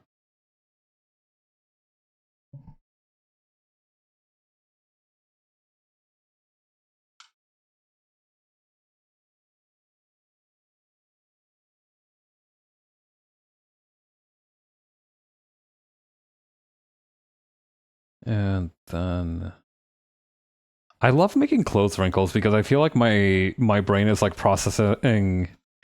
How do I put this? Like like when you do something heavy duty on your computer and like you hear it whir really loudly for a couple of minutes. I feel like that's what happens when I think about like clothing folds like this. It's like good for me though. Maybe a better analogy would be like that satisfying feeling after you've had like a nice long jog or a period of activity. Like it's like a nice kind of exercise for it. I feel like right now I'm in a period of somewhat recovering from burnout and trying to regulate my own expectations for workload because there was February and March have been like both pretty heavy in terms of workload for me in my day job. So I think maybe now is when I need to start scheming and making plans and being willing to at least break out of that, right? Out of that particular kind of panic mode. Okay, 1, 2, 3.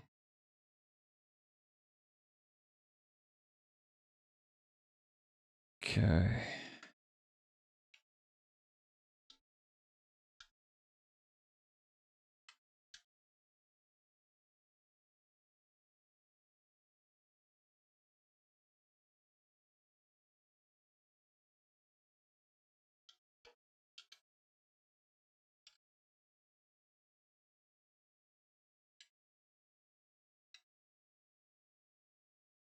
Hmm.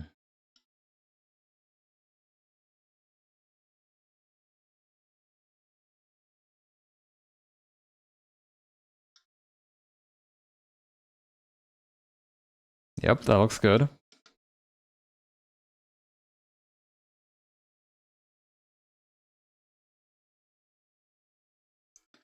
Okay.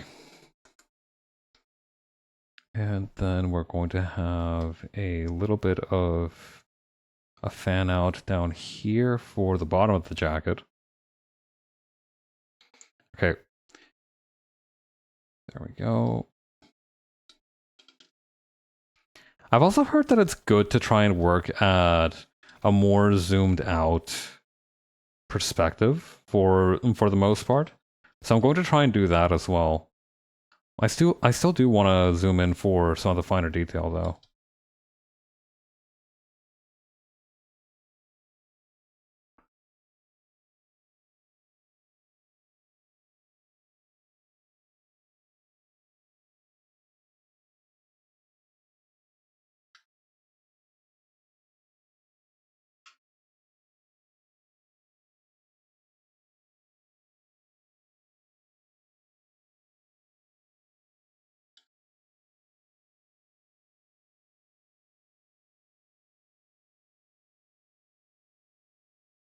I think that the way that I am interpreting her final outfit is that she has like a fairly thin belt.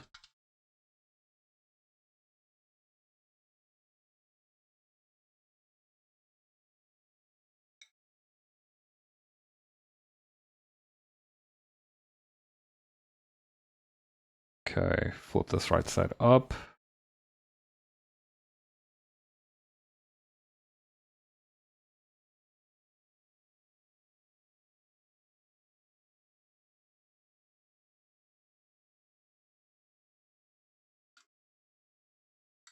There we go.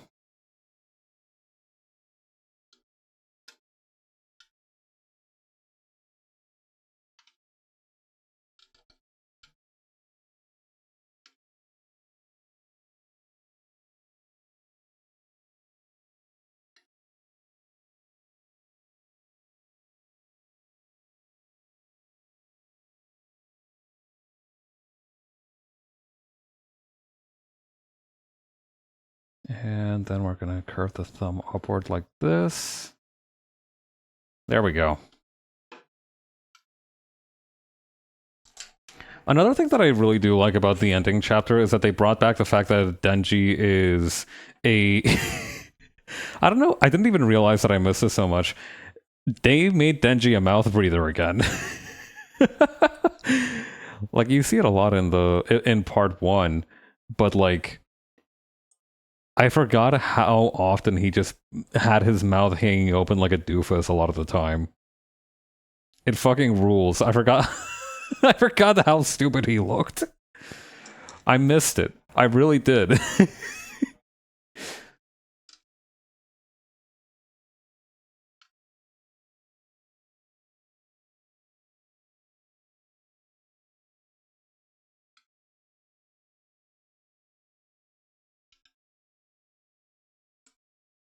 Okay. I think I'm actually going to stretch... Okay, I'm going to grab this, turn it like this, stretch it upward, and then... There we go.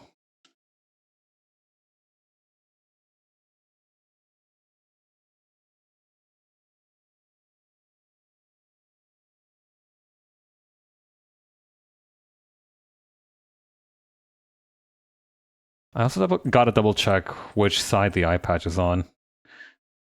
It would be really funny if in the final chapter of the manga they just forgot which side the eye patch is on. I feel like that would be like the ultimate baller move.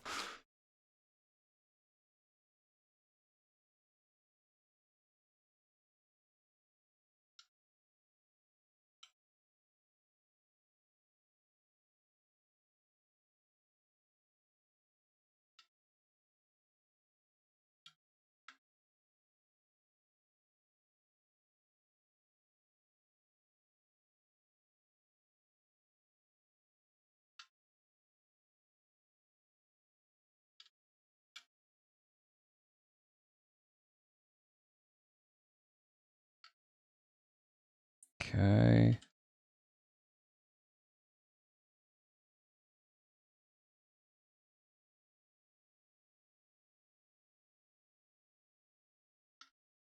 No, I feel like the eye patch has more of a lean on this side. Is it weird that I feel like I don't know how to draw eye patches? I mean, I don't draw them very frequently. I think the main time that I drew them was that time for Yakuza 0 with Tool's thumbnails, but I didn't even have that many Tool thumbnails. I think maybe a grand total of 4 out of 5 were Tool thumbnails. 4 out of 9, I mean.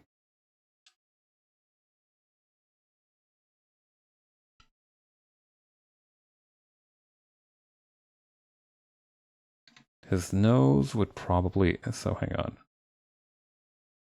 Bring this down. Point this like this. And then extend this upward.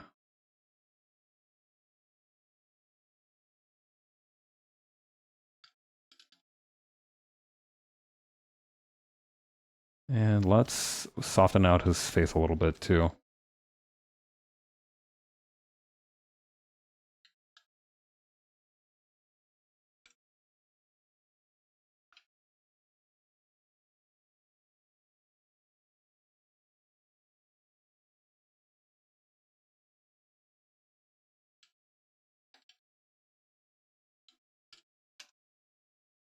Okay.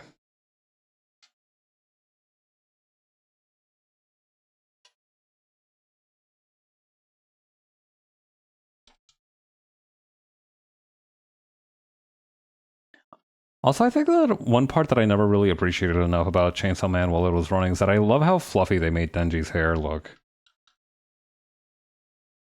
Like, don't get me wrong, Denji looks like a very scraggly, scruffy kid, right? But He also does kind of have like a very nice hair texture that I really like.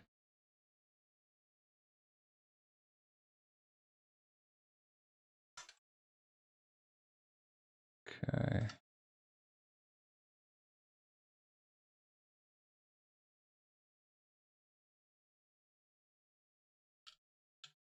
I do feel like I've made his head a little bit too big, though. Maybe I'll course correct in just a minute.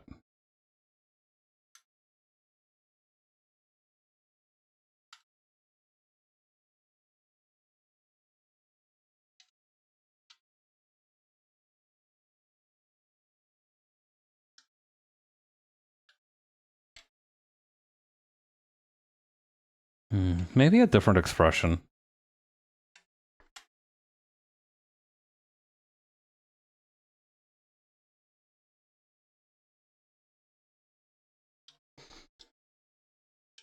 Maybe I should try working zoomed out a little bit for a while.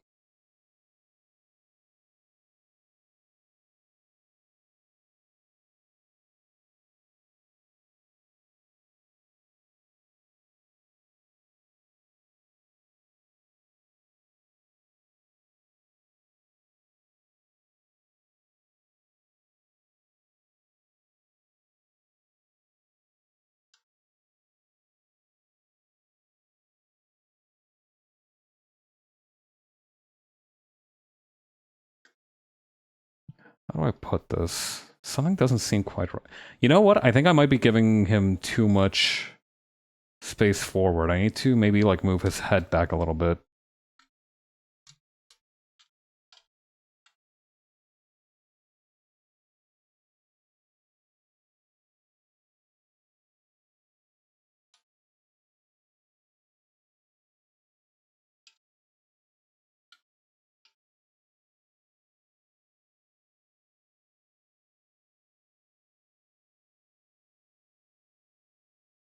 Okay. There we go.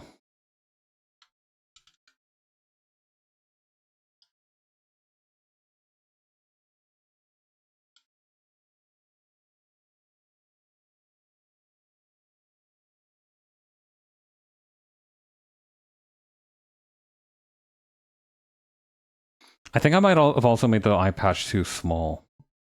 That might also be a problem.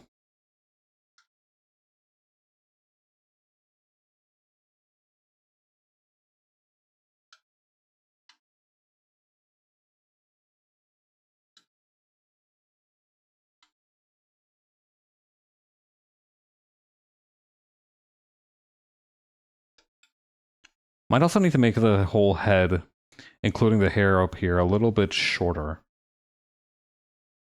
Yeah.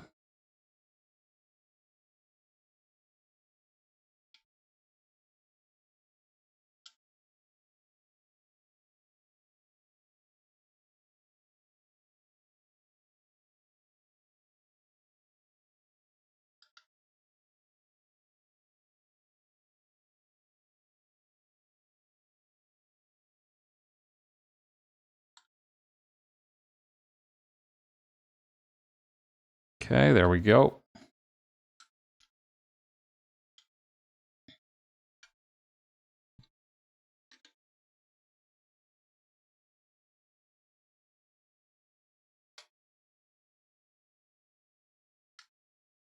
And you know what? I think it'd be kind of cool if I ended up covering his eye too.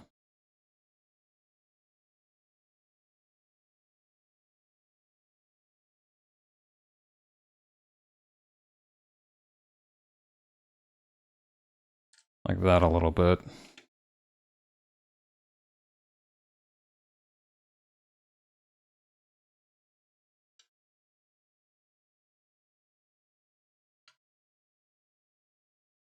Okay, and that's going to kind of stretch out back here. And this one will kind of shoot out over here.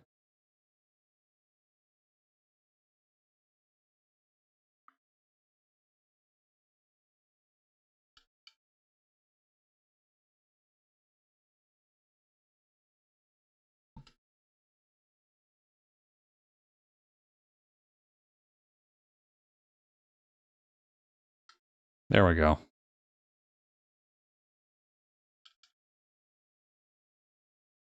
The thing is, the open mouth expression that he has a lot of the time looks bored, right? It genuinely looks like he's just not thinking when he has that expression. But for me, but making this a face like this looks a lot like he is in some kind of pain, or like he's just not into the idea that Power's talking about.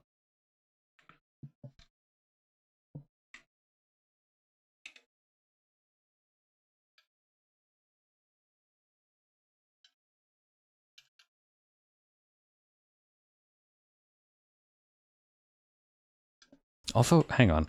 I don't know if this next move is going to make any sense, but I feel like I need to try it.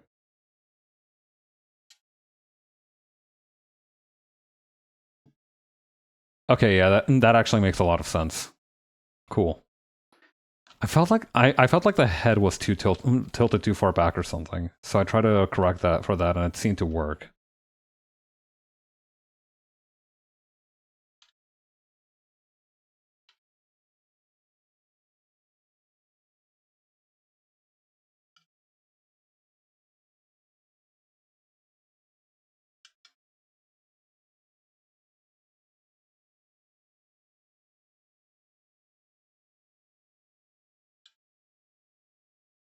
How do I make this expression work? I think I need to work on the mouth, on like the actual jaw first.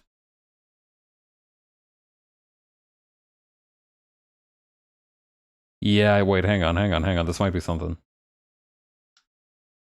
If I make the face longer,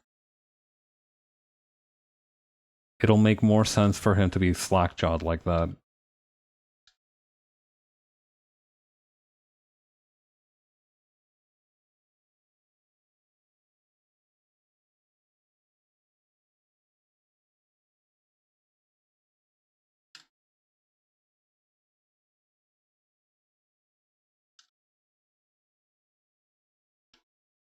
Okay.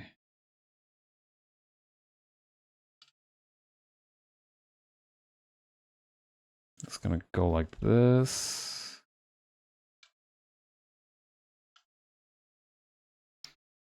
But yeah, I took a little bit of time earlier today during my lunch break to go through a couple of like the older one-shots that Fujimoto made.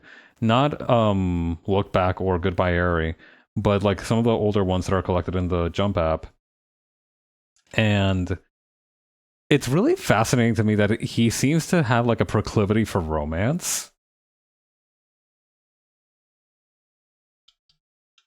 Like 5 out of the 8 or so one-shots that were featured there were like purely romance related, or had at least themes of romance involved. It is kind of fascinating.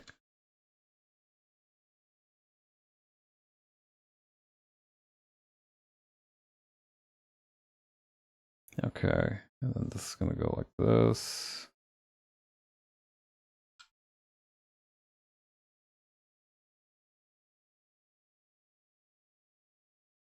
Okay, and I have an idea. I'm gonna bring it up. I'm going to put it over here. There we go. Now he looks nice and stupid.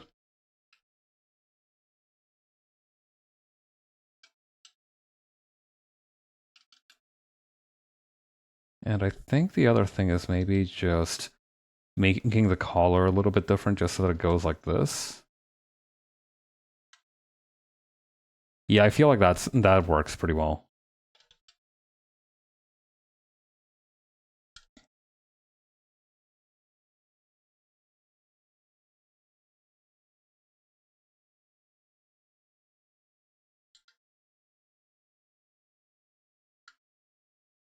Okay, and then that's gonna kind of this would be the first lapel of the blazer, and that would kind of go like this.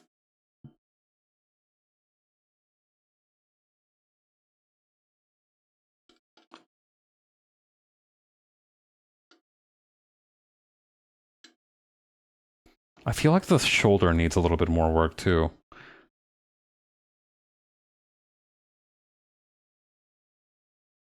He's almost like hunched all the time, like this.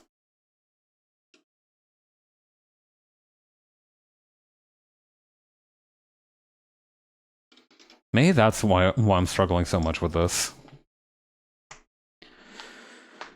Hmm.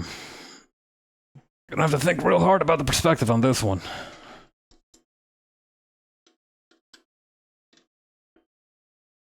For one thing, I think the collar is fine.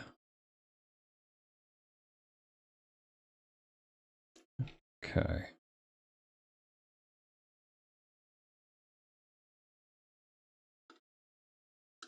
Maybe more like this.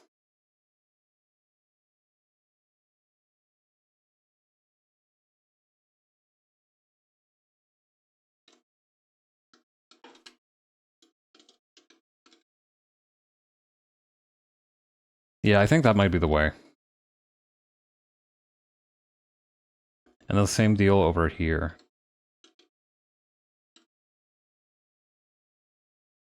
Except we are going to...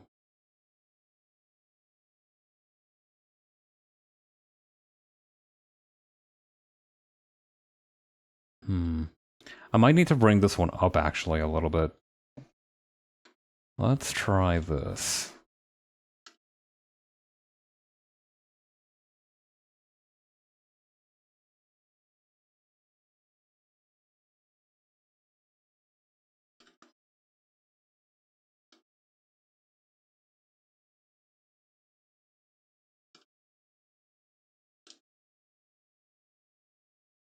Shoot, I forgot that they were supposed to be walking or something.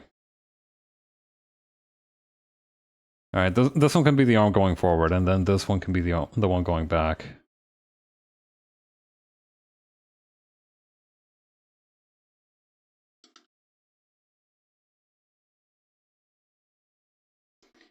It is also kind of interesting how in the reset timeline, right?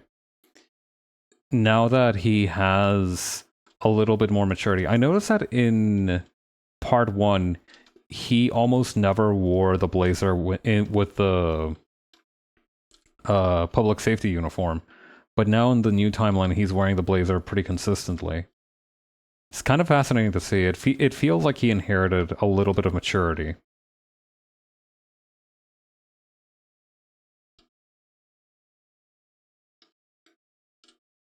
Hang on, if I turn the... Yeah, no, something about this is all wrong.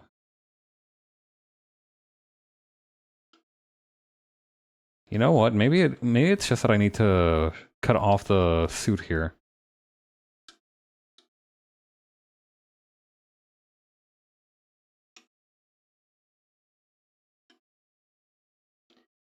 Yeah. Okay. It's a little bit of column A and a little bit of column B. I also need to make the suit base wider. Like this. No, that's... this is frustrating. Maybe I'm thinking about this the wrong way. The head is in the right position. I know that the head is in the right position. Why do I know that?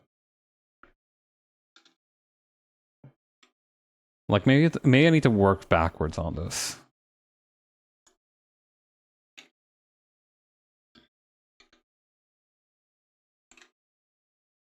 Ooh, wait, I've got an idea. Hang on. I have a brilliant scheme. First of all, make Power's mouth a little bit bigger.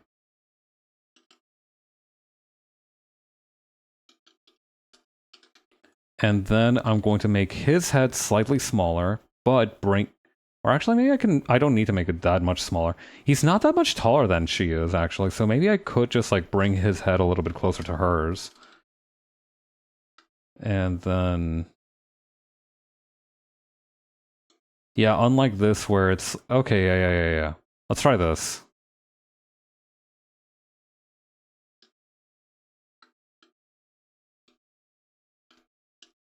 I think part of when I was drawing the collar, I also didn't consider... Hang on.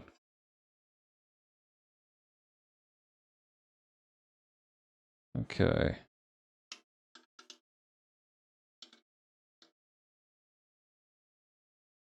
Okay, then over here.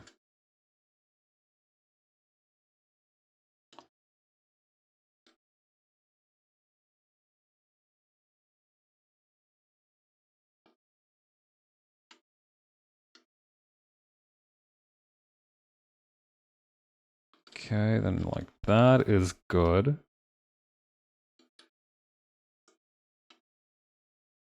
Okay, yep.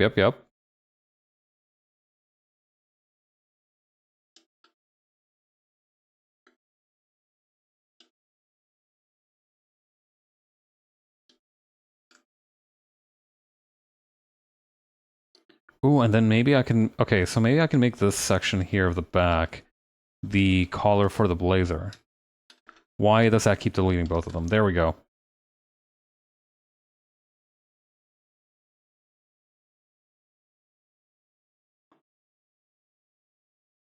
Okay. It would probably help to look up some references for what a suit looks like from the back. So maybe, hang on. Suit 3/4 shoulder, is that a thing that I can look up?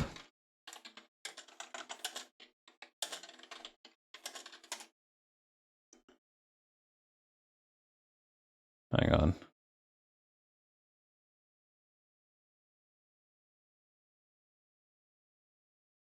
That's an astronaut suit. That's not really what I'm looking for. This is close, but not quite. What the fuck is...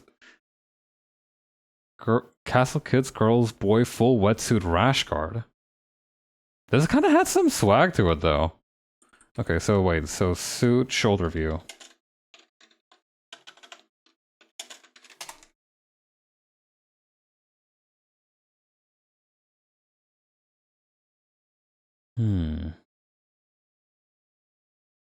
Maybe something like this? No. Maybe, kind of. A little bit. 30... I'm gonna say 60% of the way there. Maybe suit from the... Or wait, maybe like this? This could work. Hang on. Suit from the back.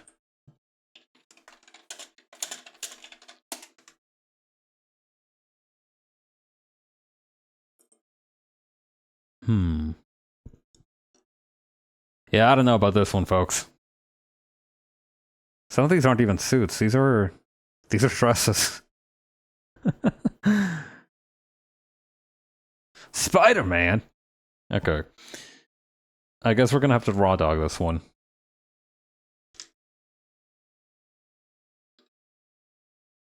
Also, I feel like... Hang on. Let me try something here.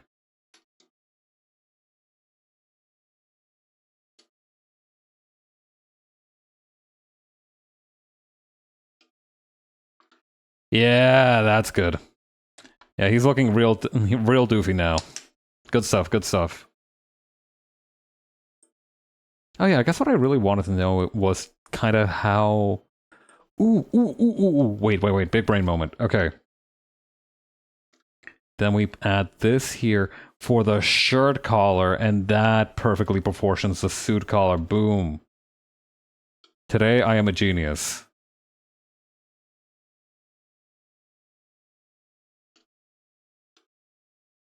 Okay, and then this one is gonna actually come down just a tiny bit, like so.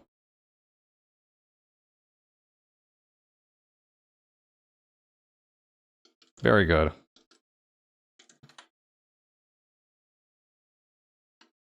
Actually, wait, does the suit from the back have...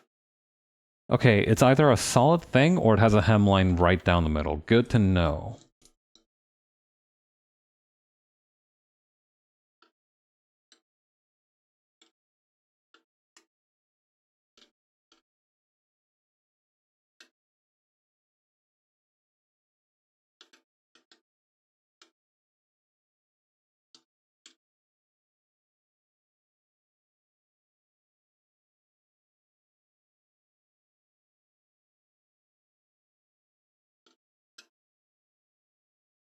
Also, I think I need to move Power's head at like 3 inches to the left.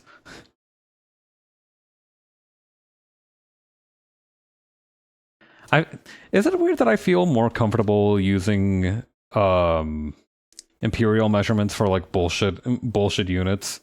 You know what I mean? Like when I say I need something 3 inches to the left, it feels much more loosey-goosey than saying I need it 3 centimeters to the left.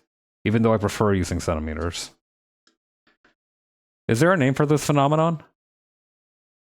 Also, maybe making her just like a tiny bit bigger.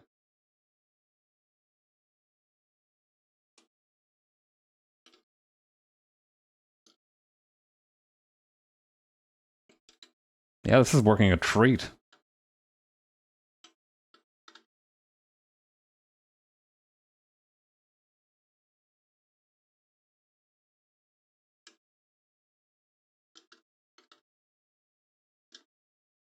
Okay, very nice.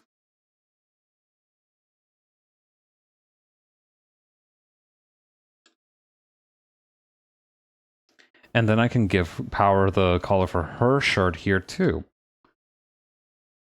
There we go. The cycle is complete. Although maybe, hang on, maybe one thing that I will do is just add a little bit more hair, or actually decrease the quantity of hair here. Mostly just because I feel like that's going to avoid the confusion of having the second twin tail here, and it's going to instead look like the hair is coming out through here. I don't know, how long was it? The hair here was like to the a little past the shoulder, so I think it's going to be unavoidable that happens. So maybe dare I attempt the double-sided twin tail? So maybe like this.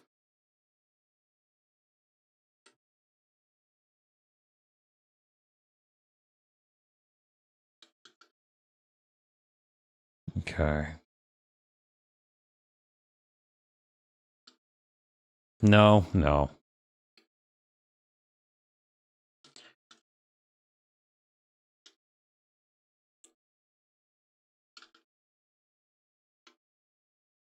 Ooh, wait. Okay. This is going to be a little bit more complicated than I had originally envisioned, but here's what let's do.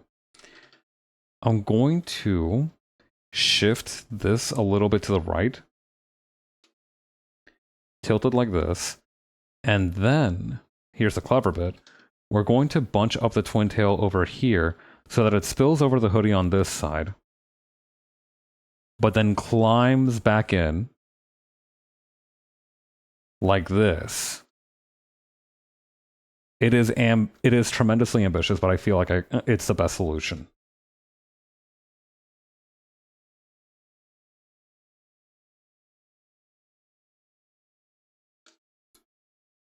Yes, sir.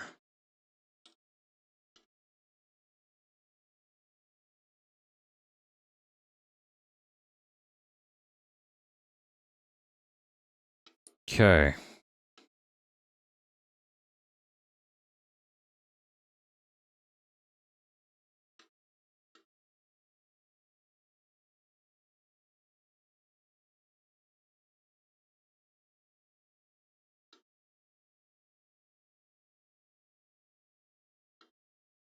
Yeah, I think that's good.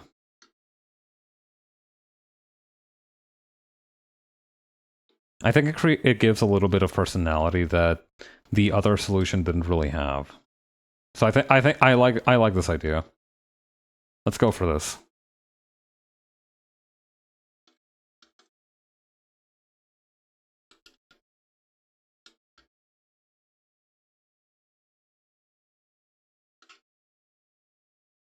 Okay, let's then... I'm thinking like a dark blue background or a light blue background, maybe? A long time ago, I did something similar to this when part 1 ended. So I feel like it's fairly fitting that I'm doing something similar for part 2. Okay, I kind of had that one coming. Let's do this then.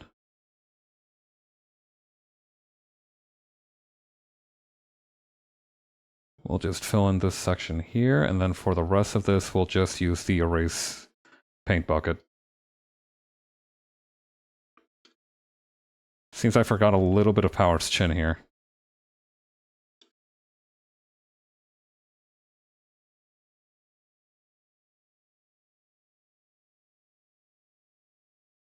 Come on! Oh, I see which part I missed now. How are we for time? I could probably finish coloring this. I also need to remember to add Power's actual text background there. Otherwise, I think I literally 90% of the reason why I wanted to draw this is to draw a jacket and Power's sick ass new jacket. So if I forget that, I really think I'm gonna feel like I cheated myself somehow. So let's not do that.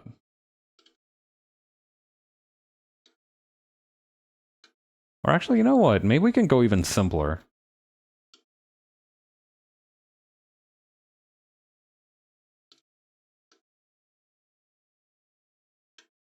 Because these two's outfits can broadly be broken down to the pieces of black and white.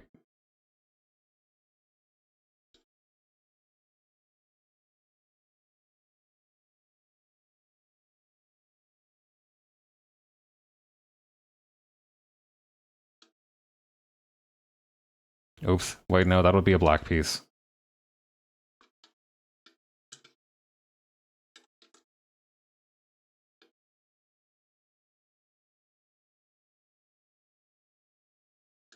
Okay, so far so... Nope. I was about to say so far so good, but then the... then that little accidental fill happened. Well, you know what? I don't feel like a little setback should stop you from saying so far so good. Because really, if you're still going, then you're still good. Like you're gonna keep going, right?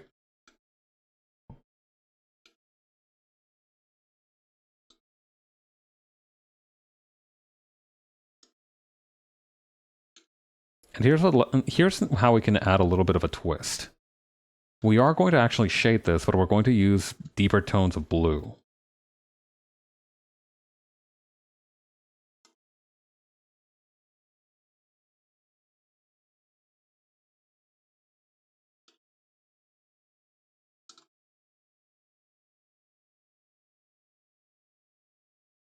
Okay.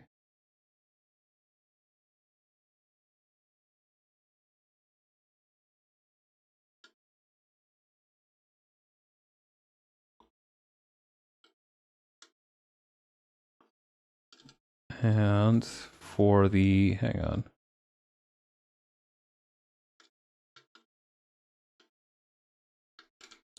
Okay, so for these sections here where it's just on white, I do think what I would do is probably do a really light blue.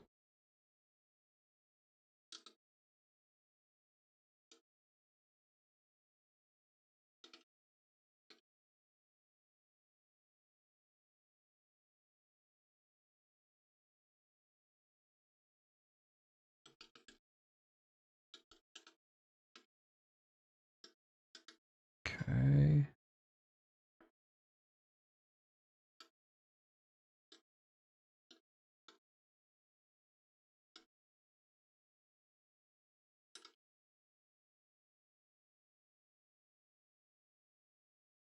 There we go.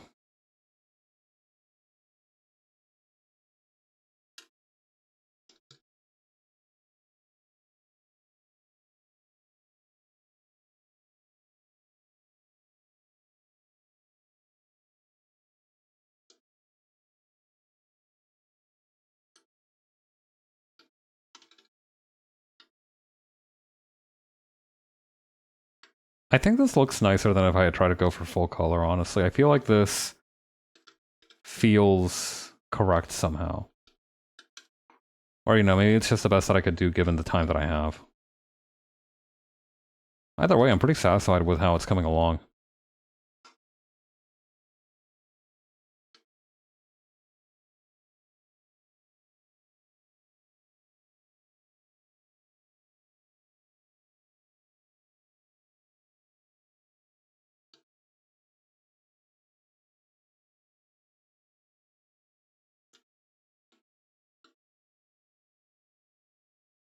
Okay, and then like this.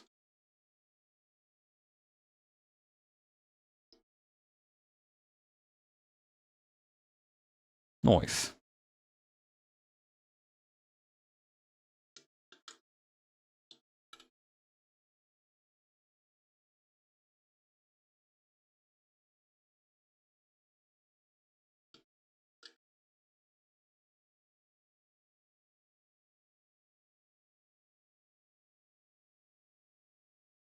Okay.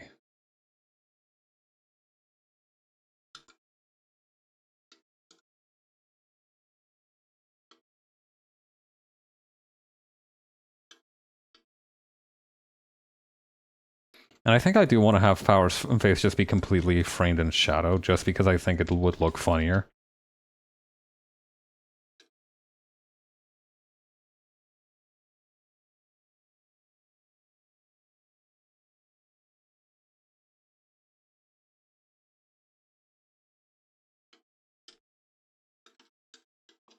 Okay, and then kind of shoot back here.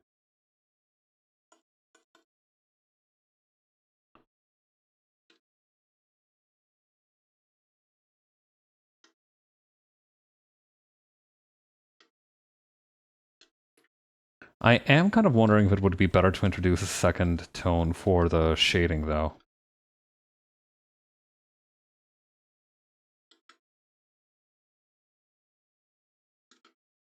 Or maybe I just need to rework how the shadows fall on here.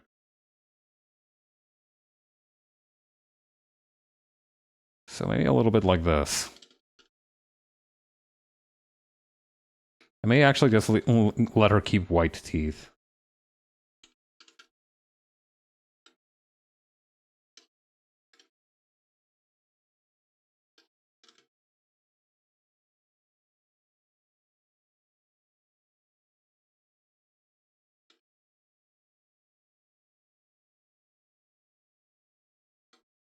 Okay, then over here.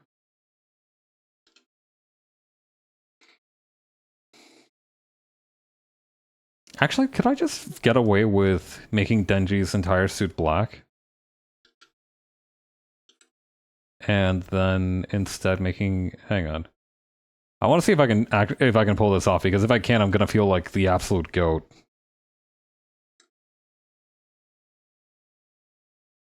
So, okay, hang on. Okay, first of all, I need to rework some of the shadow here. Also, I don't think I can actually pull that off. It's fine, though. I'm still goated. I still believe in the power of my own belief. No, wait, that doesn't make sense. I still believe in the power of my conviction. That makes a lot more sense. Alright, let's turn down the luminosity on this, though. And instead give the luminosity that it had before to Power's jacket. Actually, maybe just a couple more degrees lower. Sort of like this.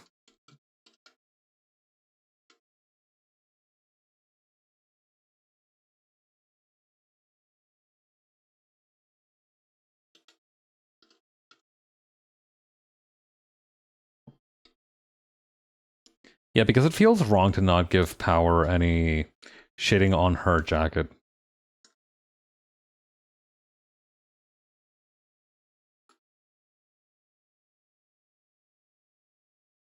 Okay.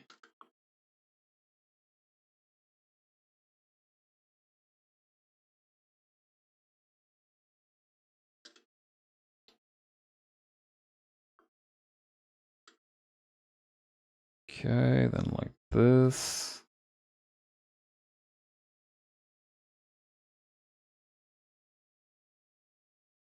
Yes, sir.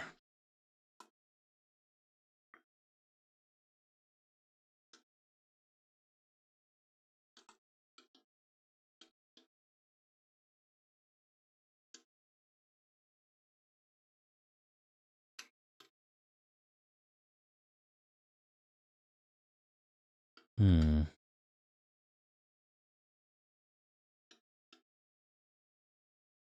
I guess it kind of just tapers directly from her jacket to her pants here, so I technically made a little bit of a typo here.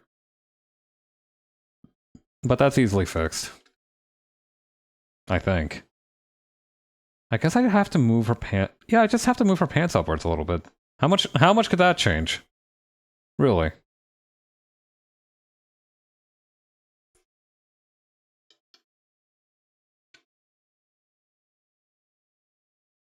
Okay, just grab here, here, and here. Stretch them upwards, and then... Yeah, just like that.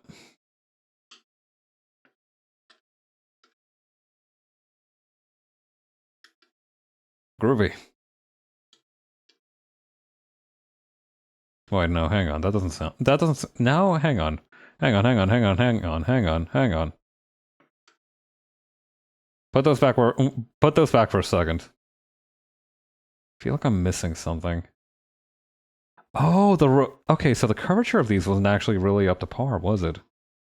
I mean, I guess it kind of was, but then I deleted the t-shirt that made it make sense. Here's what let's do, though. Okay, tuck these in here so that they actually follow the curvature of the waist here. And that's all there was to it.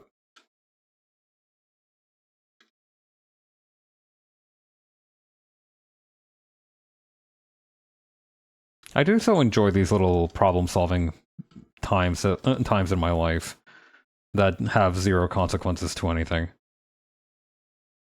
I mean, it made the art better. That's a consequence, I guess. But you know what I mean. I think that's why people enjoy puzzle games. There's something of a thrill to knowing that there is a solution. Even if it takes you a lot of different tries to actually get there, knowing that there is a solution at all can actually be quite encouraging. Unlike in real life, where many issues don't actually have a solution.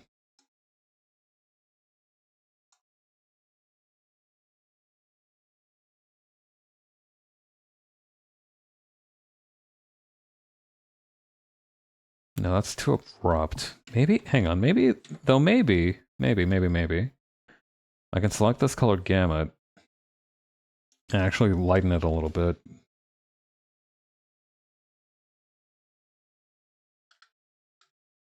Ooh, or wait, I could just make the whole thing darker. Why not do that? Yeah.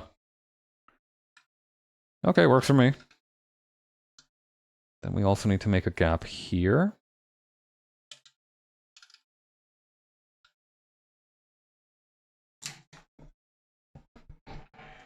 Sentai, what's good?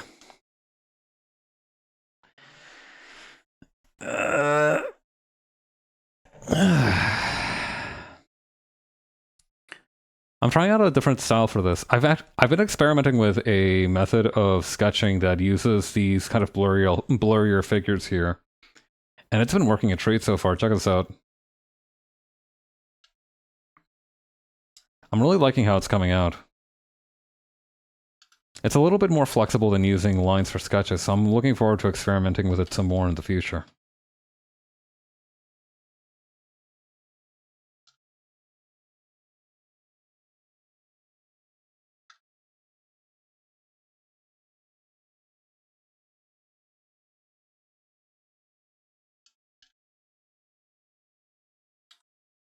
There we go. And actually, I could probably use the shadow from her pants for the hoodie here.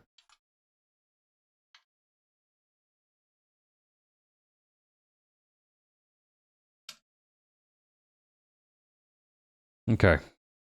Now for the piece of resistance, which I definitely did not forget to do until just now.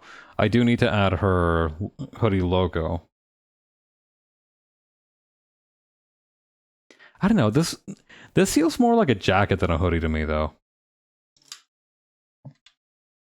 Okay, I think I have the perfect font for it, too. I think it's called All the Way to the Sun. Yeah, here we go. Why is that not showing up? There we go. Now we need to rasterize this. Why? What the? Oh, I see. Hang on. I like the infinite memes at the moment where she calls him Chainsaw Man. I won't lie, those are fucking incredible. They've been doing it for fucking anything. It's been a delight reading that. Everybody's been saying like, oh, the timeline's on fire. Oh, everybody's losing their fucking minds about Chainsaw Man. I'm having a ball on this. I'm seeing literary analysis from people I'd never thought I'd see literary analysis from. It's been delightful.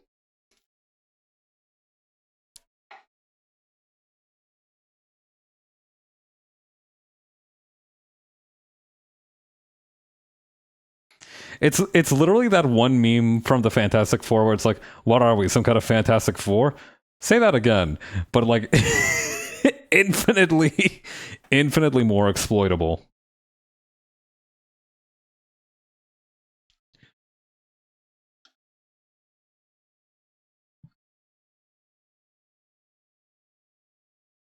Okay.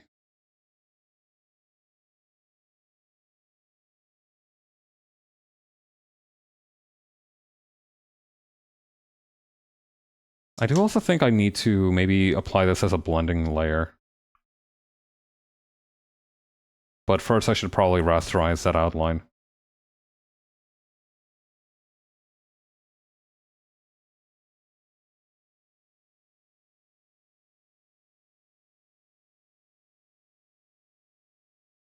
Hmm.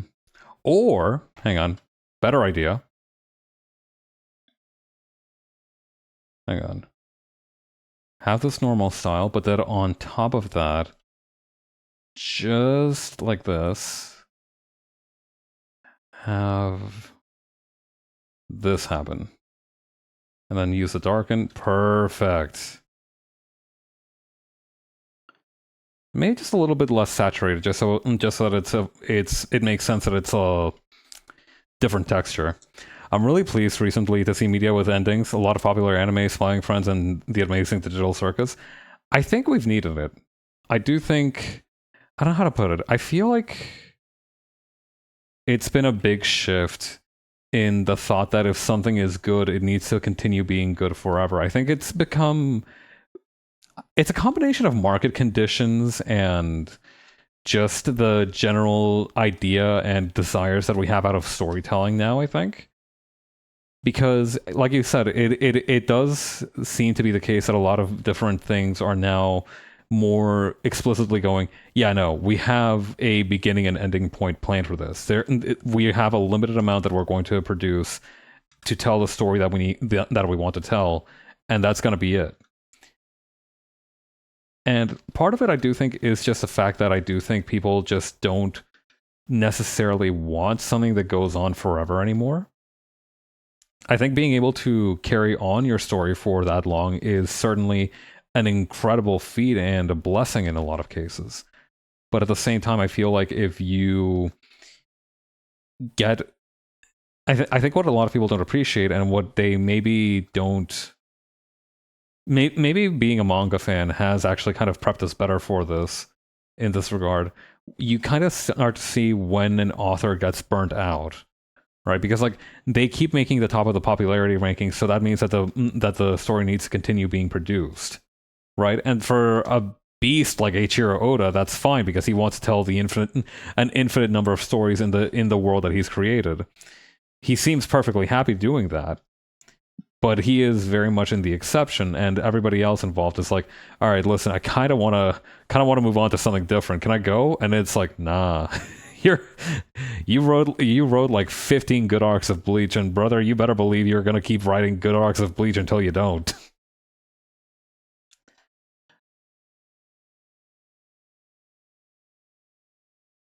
But I mean, that was maybe an expectation that you have as a manga fan, that there does need to be an ending, or like it's not healthy for things to continue forever. Rather, I think that might be a better takeaway. But I think it's also the fact that now it is better to produce something short that has a meaningful ending than produce something that is creatively bankrupt but gets seats, but fills seats, if that makes sense. Like you see it a lot with miniseries that have like a fairly compelling concept or story that they want to tell in a limited number of episodes that wouldn't normally be on the docket for like larger syndicated TV shows or for larger budget productions. It's kind of fascinating. And like I'm thinking particularly in the case of the Amazing Digital Circus for this, because of the fact that Glitch is still technically, they have like a lot of strong names out there. Like I remember watching recently Murder Drones and seeing the production values that went into that, and which was incredible. but at the same time, it's not like they have infinite money, right? So a lot of this is very much the product of the pilot kind of taking off and you being able to say, okay, we have people in the seats for this now. Now, one, how do we keep them there while we try to fulfill the story? And two, how long do we have to tell the story that we want to tell, right? I don't know. I think it's fascinating to see how that has kind of happened. It's almost like it's a sort of self-regulating environment, really, because you used to see that there was much shorter media, especially for things like computer games and stuff like that, where it was like, okay, our hardware limitations are stopping us from telling a particularly ambitious story, but what can we do with the amount that we have? Let me read this. A big issue with a lot of recent anime is the constraint of 13-episode seasons and the limits of Season 2 not being as profitable as Season 1. Also, the prevalence of isekai slop, most of which have an obvious ending, i.e. defeat the Demon King and go home, or have no real endpoint in sight, and the main thrust of the story is basically getting bogged down in side quests. That's a pretty good analysis. I don't know. I do feel like isekai fiction is very much like a catfish in a relatively small pond, in that it is consuming all the resources that may otherwise be available. But I don't know. I don't know if that's the most helpful way of looking at it. I don't know. Now the thing is, as well, is that I've been out of the. I haven't been really looking into the anime industry very, very much in the past decade or so. So I do have to admit that I am somewhat ignorant. Like, I know isekai slop hasn't slowed down, right? If anything, it's probably gotten worse since since I have last watched anime. But I am kind of wondering, like, to the extent to which it is like overcrowding everything. It's bizarre. It does feel like a bizarre phenomenon. It feels like isekai has become an industry plant. It might as well be. It's like some kind of hyper aggressive species of weed. But I do think you are 100% on the ball with the assessment that it either does have a fixed ending, which is defeat the Demon King, or you literally just fuck around forever. Wish fulfillment and self-insert type stories essentially can't have an ending. Most people play Skyrim until they get bored and not until they beat the... Your keyboard is on fire, Sentai. That is perhaps one of the most succinct and scathing analyses I've ever seen of the genre.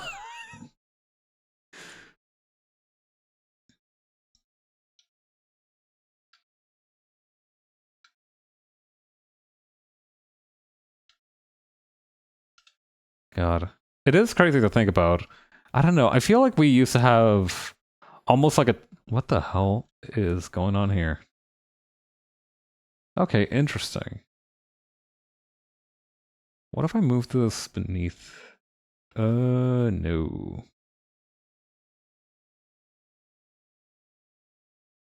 Wait, what? Oh, I see. Hang on. Is that better? Yes, it is. But yeah, no, I don't know. I feel like the crazy part is that hang on, when did the first season of Konosuba come out?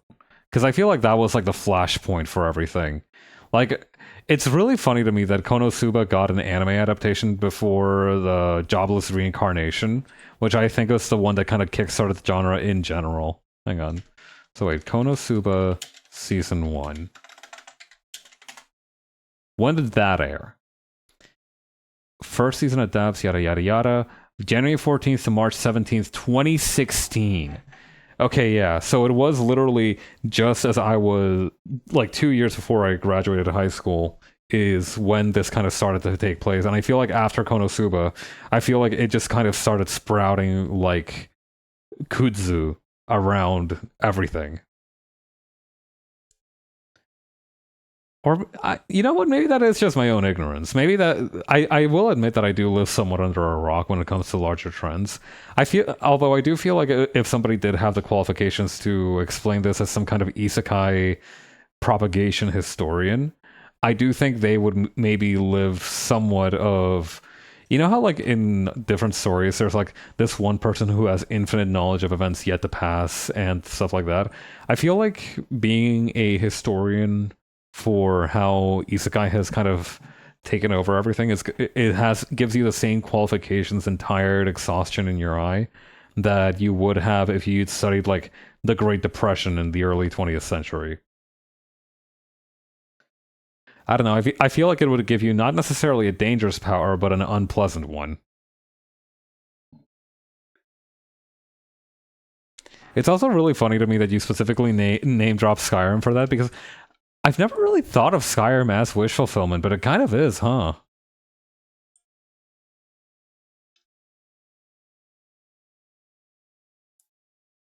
Like, it never really struck me until now, but Skyrim is absolutely wish fulfillment media. I don't know how to put it. Skyrim to me was always some other shit. Maybe because I just don't want to be playing Skyrim for the most part. My Skyrim is wish fulfillment media said I don't want to be playing Skyrim anymore, so I turned off the console. I should probably play Skyrim at some point on the channel. I feel like that's the only way that I'm going to be able to finish the darn game. Not to glaze what's already been glazed by many before me, but Fallout New Vegas kind of sidesteps Skyrim's problem by being compact enough that you can pretty well decide, okay, yeah, you know what, I'm running out of side quests and I don't want to go looking in the ass end of nowhere for new things to do. Let's just move on with Mr. House or one of the NCR goobers and figure out what we got to do. They should go back to Shonen Hero, Mecha Isekai like Aura Battler, Doombind, Spirit Hero, Wataru, Maru, King Guns, NG Knight Lamune, and 40, plus Escaflowne and Magical Knight Rayearth, although they're most shoujo. I do feel like we need some kind of... You know how like you need to hide medicine in like a piece of ham for dogs to take it? I feel like we gotta start putting shonen people onto shoujo stuff a little bit, just by virtue of like mixing it in naturally. Like it's like I can't believe it's not shoujo kind of deal. Because I think like it would be valuable for them to develop emotions every once in a while by getting a little bit of shoujo in their diet, but I feel like most people are unwilling to do it. I feel like we need to start injecting shoujo into stuff like how everything has protein now.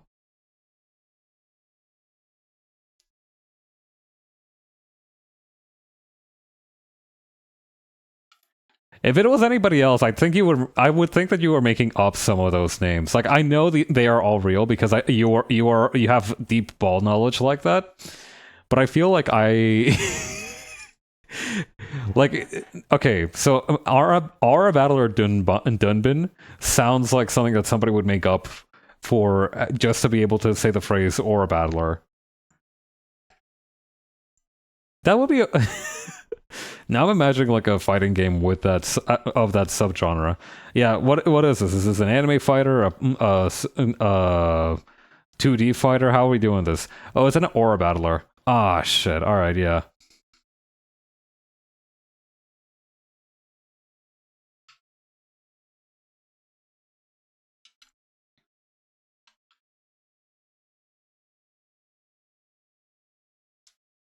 I feel like it's worth reading The Drifting Classroom to get a real feel for Ground Zero of Isekai, like playing Rogue for roguelikes.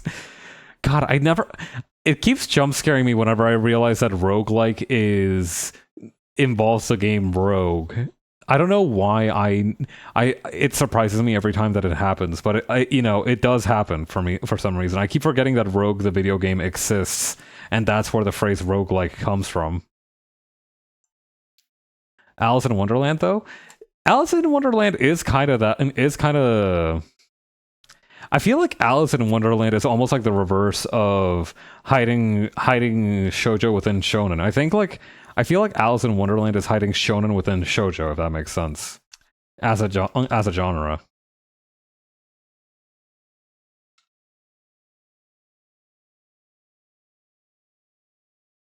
Like I feel like if any classic children's literature character would have unlocked the Kaioken, it would have been Alice Little. Because you're telling me that Christopher Robin would have unlocked that shit? Nah. Dunbine is a bug mecha show. It's wacky as an isekai because he can go back and forth. That shit's hilarious. imagine, imagine you're like, you know what? I'm kind of done with fighting the Demon King. I'm going back home to eat Takis and recharge for an hour, watching YouTube shorts later. Catch you idiots later. Isekai Mar March and Awakens Romance. What's that one about? I haven't heard of that one either.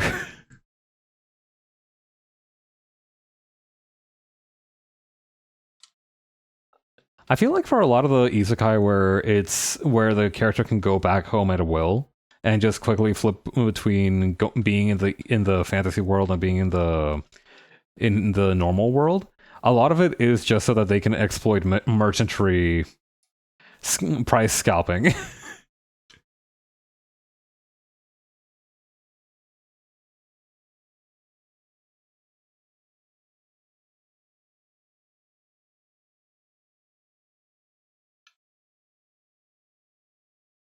Actually, what? Okay, if I do this, would it look terrible?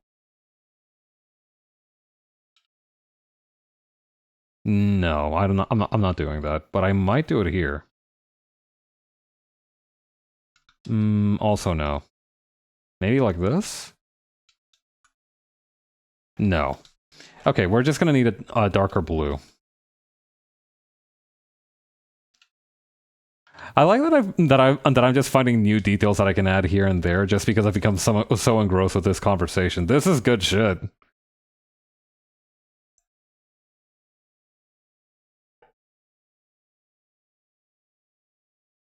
Arms? What's that about?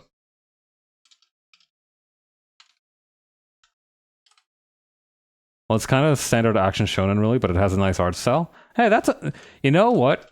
Sometimes that's really all you need.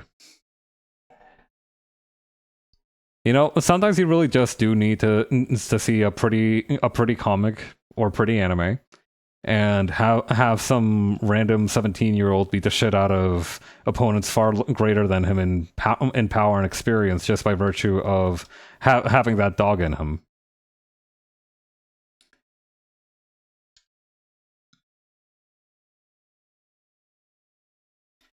It's an anime that was on Cartoon Network, so that's why it stuck with me. Cool. In MAR, the power system is basically that you get enchanted items in a few different classes, like a ring that makes you stronger or a necklace that turns into a sword or something. Ooh, okay. Interesting. So everybody has like their own little artifact, huh? That kind of rules.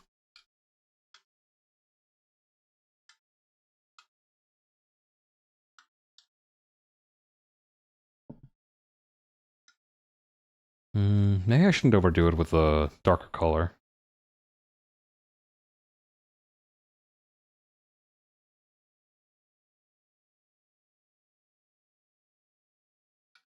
Main character is a weird talking one that basically lets him make up to 8 powers for it. That is pretty funny, I'm not gonna lie. Trade offer. You get unbelievable cosmic power at your fingertips. I receive somebody I can yap to about being a weapon all the time. That would be really funny. Like, okay, what if you got like the ultimate weapon that lets you beat the crap out of pretty much anybody you want in this dangerous magical universe, but it also talks to you like Siri?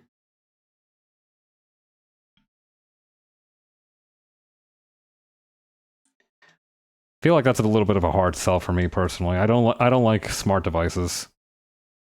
His arm has a Waluigi mustache. That rules. I can't even laugh at that too much. That's awesome. Why does my sword have a mustache? Who knows? It also doesn't like him. Okay, so it's a Siri that hates you, which is something like a normal Siri. Okay, cool.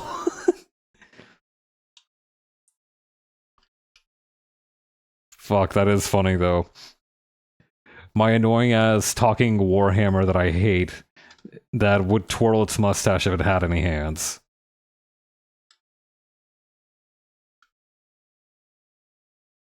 Siri thinks that it's better than you. Yeah, in general, that's just the case. But yeah, God, that is uproariously funny.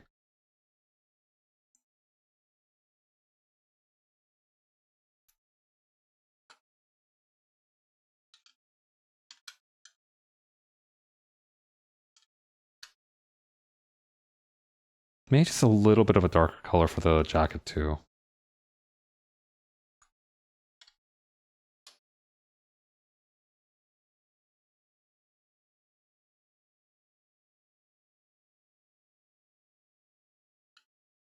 Okay, there we go.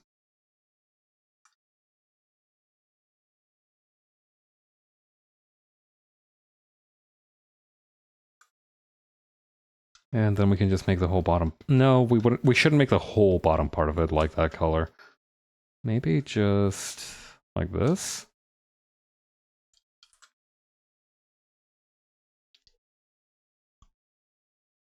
Okay, I think this is a good stopping point for this one, honestly. I feel like if I do any more, I'm definitely going to be over seasoning it.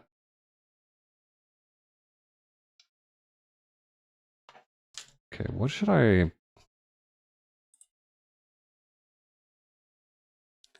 should save this. I should also probably wrap up for now. I feel like... Okay, what are we... Is anybody streaming right now?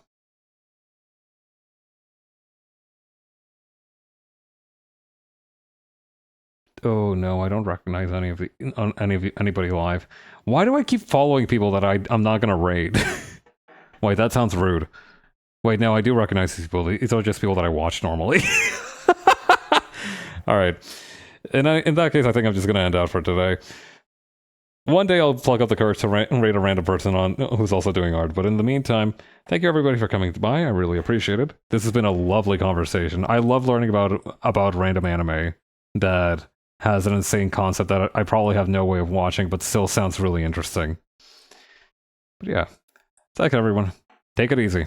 And go read Chainsaw Man if you are so inclined. Later. Bye.